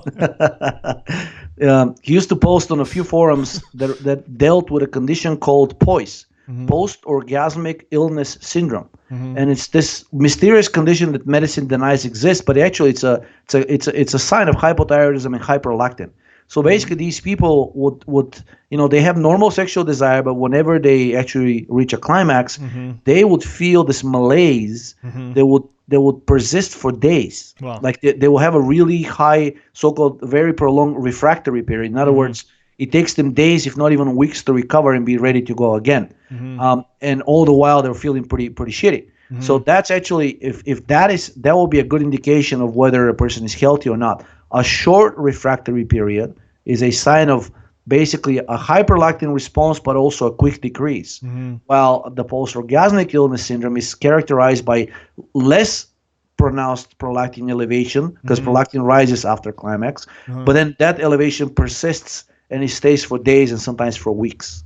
So how quickly recover post-orgasmically, in my opinion, is a very good test for systemic health. Yeah, well said. Kathy Begg says, ways to lower cholesterol safely. Thanks. Anything that increases metabolism, and if you want to do something quick to impress your doctor, in my experience, even 30 to 50 milligrams of pregnenolone daily was actually, in my case, and a few others that I know personally, managed to drop cholesterol by about 30 to 50 points, to the point where the doctor thought that the original test is wrong, because Not even a statin can cause such a fast drop. So there's something about these the steroids that are higher up in the steroid cascade, pregnenolone, DHEA, and progesterone, that are capable of stimulating their own synthesis, and it happens by accelerating the conversion of pregnenolone of cholesterol further down. And the drop is dramatic. I mean, everybody who tried this regimen, whether it's the pregnenolone only, pregnenolone DHEA combination, or progesterone DHEA, or even only progesterone, they saw such a rapid and dramatic drop that the doctor was almost scared. They thought like that can't be healthy, like, because doctors are now starting to become aware that cholesterol being too low is also a problem. We talked about the cancer connection, that low cholesterol can predict cancer development by more than a decade. Mm-hmm. Yeah. I would say besides thyroid, I found an interesting article, like 2 quarts of milk, like low-fat milk, had a hypocholestemic effect. Mm-hmm. So like a lowering cholesterol effect, like that's apparently well known. And then I increasing bile acid synthesis also, it has a dramatic cholesterol lowering effect, because cholesterol is needed for bile acid synthesis. So if you increase their synthesis, just like the increasing the synthesis of downstream steroids, you consume the cholesterol. And a well-known remedy in the bodybuilding world for lowering cholesterol and keeping liver healthy while jacking yourself up on steroids that are known to elevate cholesterol is consuming taurine, the amino acid taurine. It stimulates bile acid synthesis and release, and basically 1 to 2 grams of taurine, even in human studies, is being shown to drop cholesterol dramatically in a matter of weeks. And I think milk and cheese are like some of the best sources of taurine naturally. Yeah, and seafood. Seafood actually is a great source of both glycine and taurine. Yeah, shout out to Valtsu, Vladimir Heiskanen. He wrote a good article on taurine, I think, not too long ago. Mark, so this is the last Patreon question, then we'll get to the super chats. Mark says, is blue light effective after acne-causing bacteria? Do you have an opinion about these $30 blue light pens? And then he has a link. I would not use blue light. I would not use blue light. I don't know what the point. I guess it's because it has an antibacterial effect. So they're selling these lights. I've seen them. You can buy them so you can sterilize your vegetables. When you get from the store, you basically expose them to. I don't think it's a pure UV. It's like between blue and UV in the spectrum, and you're basically sterilizing your produce because it kills all the bacteria. Actually, really any living organism that's exposed to blue light, it tends to die pretty quickly because it suppresses immediately their energetic production to the point where the organism simply dies. So unless this is a pen that's sold for very localized tissue treatment, like basically like just shining it at a lesion or something, even then I think it would have an unpleasant effect, because blue light stimulates the synthesis of nitric oxide and serotonin. So that tissue, depending on how long it's exposed, will generate more, and eventually you'll get into the systemic circulation, and there will be a whole body response. Nothing in the body is isolated. Even if you get one tooth worked on by a dentist, like an abscess in a single tooth already affects you systemically. Same thing applies to shining bright blue light on any body part. Massively generous super chat from Steph. Incredible. Okay, so now we'll get to super chats. Eli Z, thank you guys, everybody. This is incredible. Eli Z says, for $2, thank you, Eli, says, talk about histamine intolerance. So kind of went there a few times, but you want to summarize? Yeah, so in my experience, histamine intolerance in general stems from digestive dysfunction, and most commonly due to either SIBO, which is the small intestine bacterial overgrowth, which itself is a common sign of hypothyroidism, and basically insufficient production of stomach acid. So anything that improves the production of stomach acid, in my experience, tends to resolve both the SIBO and the food sensitivity. So things like thiamine, which increase CO2, basically methylene blue can do it. Thyroid is a great one as well. Even back breathing is known to improve digestion and reduce the sensitivities. What else? In my experience, actually taking a little bit of aspirin, like if you don't have the infamous aspirin sensitivity, in my experience, aspirin can actually reduce a lot of these sensitivities to food, to specific foods, and of course sufficient carbs, because you tend to react a lot more violently to anything allergenic when your blood sugar starts to drop. And those mast cells, just like other types of cells, begin leaking their. I think they can cause problems even if they don't release their histamine, but they do that under the influence of deficient carbon dioxide. Yeah. And so there was some paper that treated like a really serious sinusitis with just giving the person carbon dioxide. And so this is or holding their breath. Remember that YouTube video where people were basically holding their nose and started to yeah. So sinusitis is just a more severe version of that, right? Yeah. So if antibiotics don't treat it, many times it's just a sign of low CO2. Yeah. Yeah. So, and then aspirin, the intolerance, there's some just like mainstream video on YouTube of talking about the desensitization, their like protocol for that. And people that react to it keep taking it. And so I don't know if that's some antibacterial, antifungal thing causing the sensitivity, but yeah. So okay. DBO 514, hey brother, says for $2, says bruxism, can it be fixed by lowering serotonin? In my experience, yes. And actually, in my experience, that's a common sign of both hypothyroidism and elevated serotonin. It's very common in small children, especially basically after a stressful event. And for a long time, even to this day, when you ask pediatricians, they'll tell you that, when you tell them that your child is basically grinding its teeth at night, they'll ask whether the child was really stressed during the day or experienced some kind of a traumatic event recently. Bedwetting and bruxism in children very often goes hand in hand, and in adults, bruxism, because adults don't wet their bed as much as children do, but other things correlated with stressful event is nightmares. So bruxism tends to go hand in hand with nightmares, and it's very common in people with PTSD, post-traumatic stress disorder, which is driven by high adrenaline /high cortisol /high serotonin. So in my experience, yes, and cyproheptadine has been used as a treatment for bruxism, so which again confirms the connection. Israel De Leon for $5. Thank you so much. Israel says, aside from prescription antibiotics, what can be used to lower bacteria in the intestine? Charcoal would probably be my first bet. My best bet. I know Ray is not very keen on charcoal because he has some concerns about, depending on the size of the particle, it can actually get into the bloodstream and trigger an allergic reaction. But so far, I've never had problems with charcoal. In fact, I've only had positive experiences, even with commercial brands. Aside from charcoal, anything with indigestible fiber, specifically, I know he kept saying the carrot salad, but now he says that his bacteria has adapted and he's starting to experience actually like pro-endotoxin signs and symptoms. Oh, did he say? I thought he just said he was doing the carrot for a few days and then doing the mushrooms for a few days. Something like that, but he said that, no, I think he actually said specifically that carrot salad has now started to sometimes give him like a endotoxin symptoms. Okay, yeah, and he thought it's because his bacteria has adapted to it and is starting to actually be able to digest it. So I would just try to do the different. So just like Ray mentioned, so mushroom and bamboo shoots would be the other things, and also so something called photodynamic therapy seems to be really gaining traction, at least in the medical world. And so which means you use any type of quinone, and they tend to use most often methylene blue.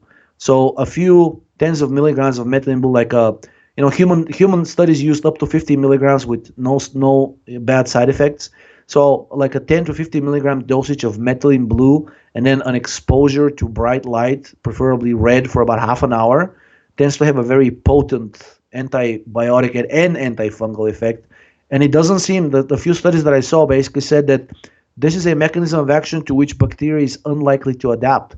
It's similar to how the UV light kills the bacteria on the produce, but this one does it not by suppressing metabolism, but by creating too many reactive oxygen species. Is other things that seem to have an antibacterial effect are aspirin actually. Actually has a decent one, probably not as potent as methylene blue and the other quinones, but probably good enough for it to have as far as digestion is concerned, to have a positive effects on digestion. Niacinamide is also another good one.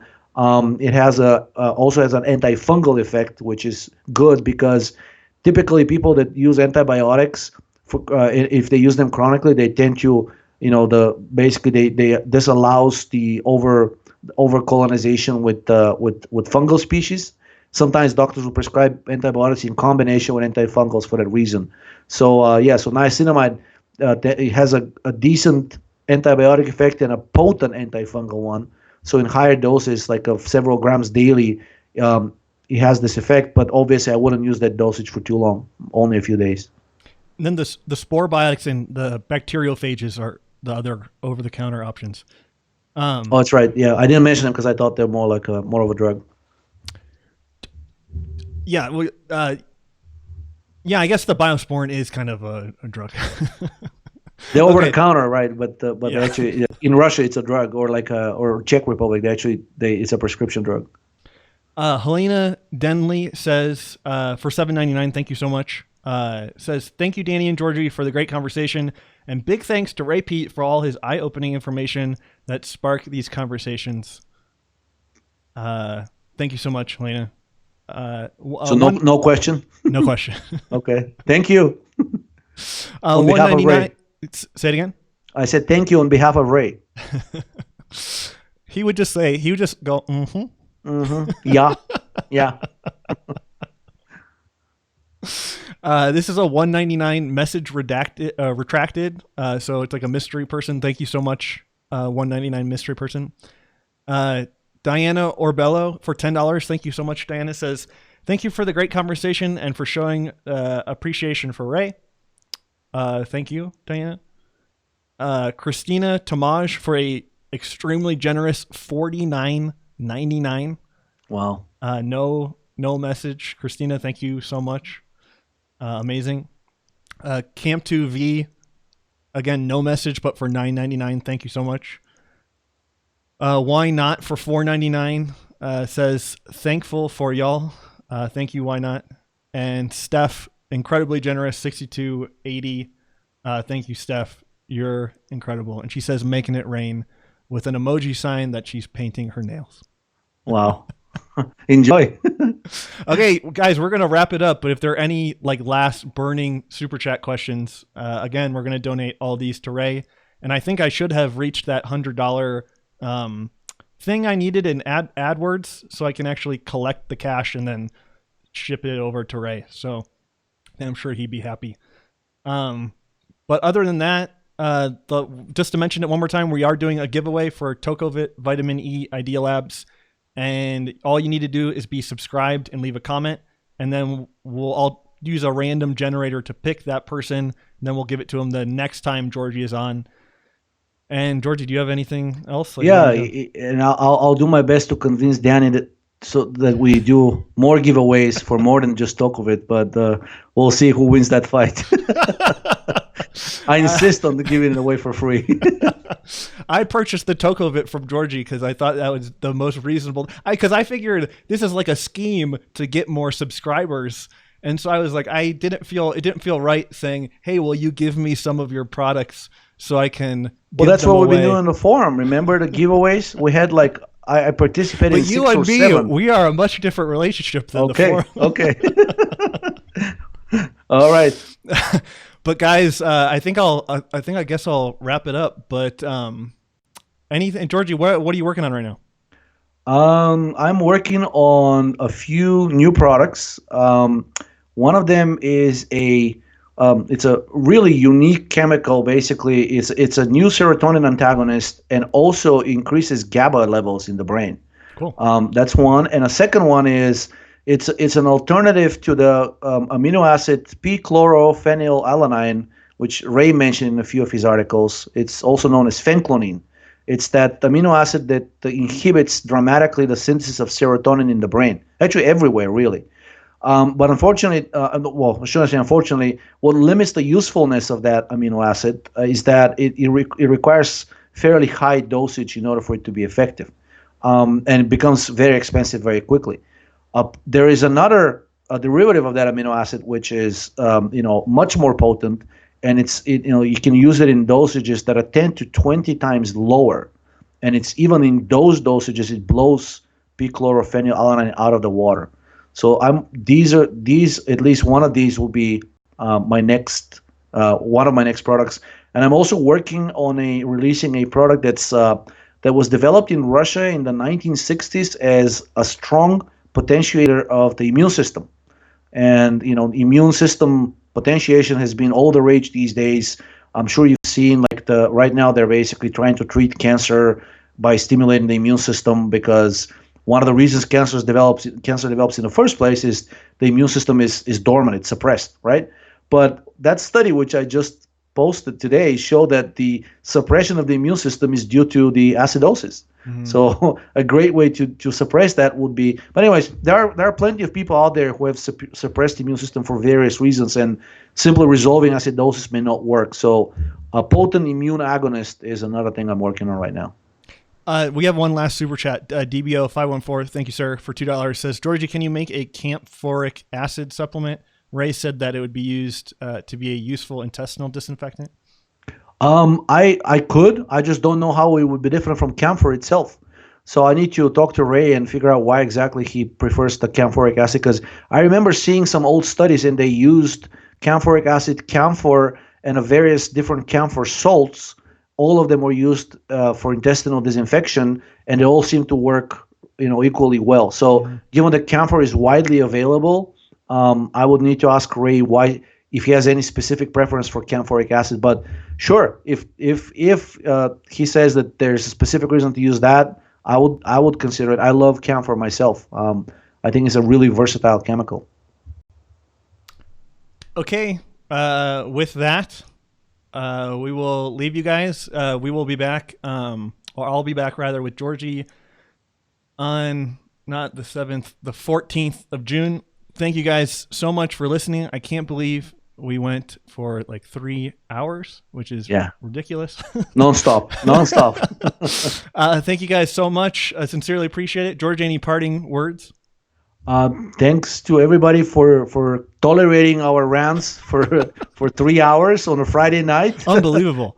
I guess I'm not the only desperate soul in this world that has that basically wants to get on a YouTube channel and talk about biochemistry and health. I think we need, maybe we can do it in one of the next podcasts, like talk a little bit more like on social topics. And so I'm seeing evidence that society is really changing. Basically all of these things, the flat earthers and the climate change deniers, which they're not maybe in the right. So all of these things are actually signs of a deeper societal change. I think we're finally starting to see it manifesting in the health sciences. Cancer is a metabolic disease. Diabetes is a metabolic disease. Aging is a metabolic disease, right? But I'm seeing in general a shift towards destroying, or at least bringing down, a lot of old school structures that have been hindering progress for a long time. Well, who would be perfect to join us would be Jahed, and he's said a few days ago that he would love to jump on with us. Oh, you know what? We got one more super chat. Eli Z says, coffee and sugar, cheer. Okay. Thank you, Eli. Oh, for $10. Thank you so much. Okay, everybody. Thank you guys so much. Such a fun night. Thank you, Georgi, for joining me. So fun. It's so much more fun when you're around. So thank you. Not saying other guests aren't fun, not just me. So thank you guys. You guys are amazing. I have the best audience in the world. Thank you guys so much. And we'll see you guys the 14th of June.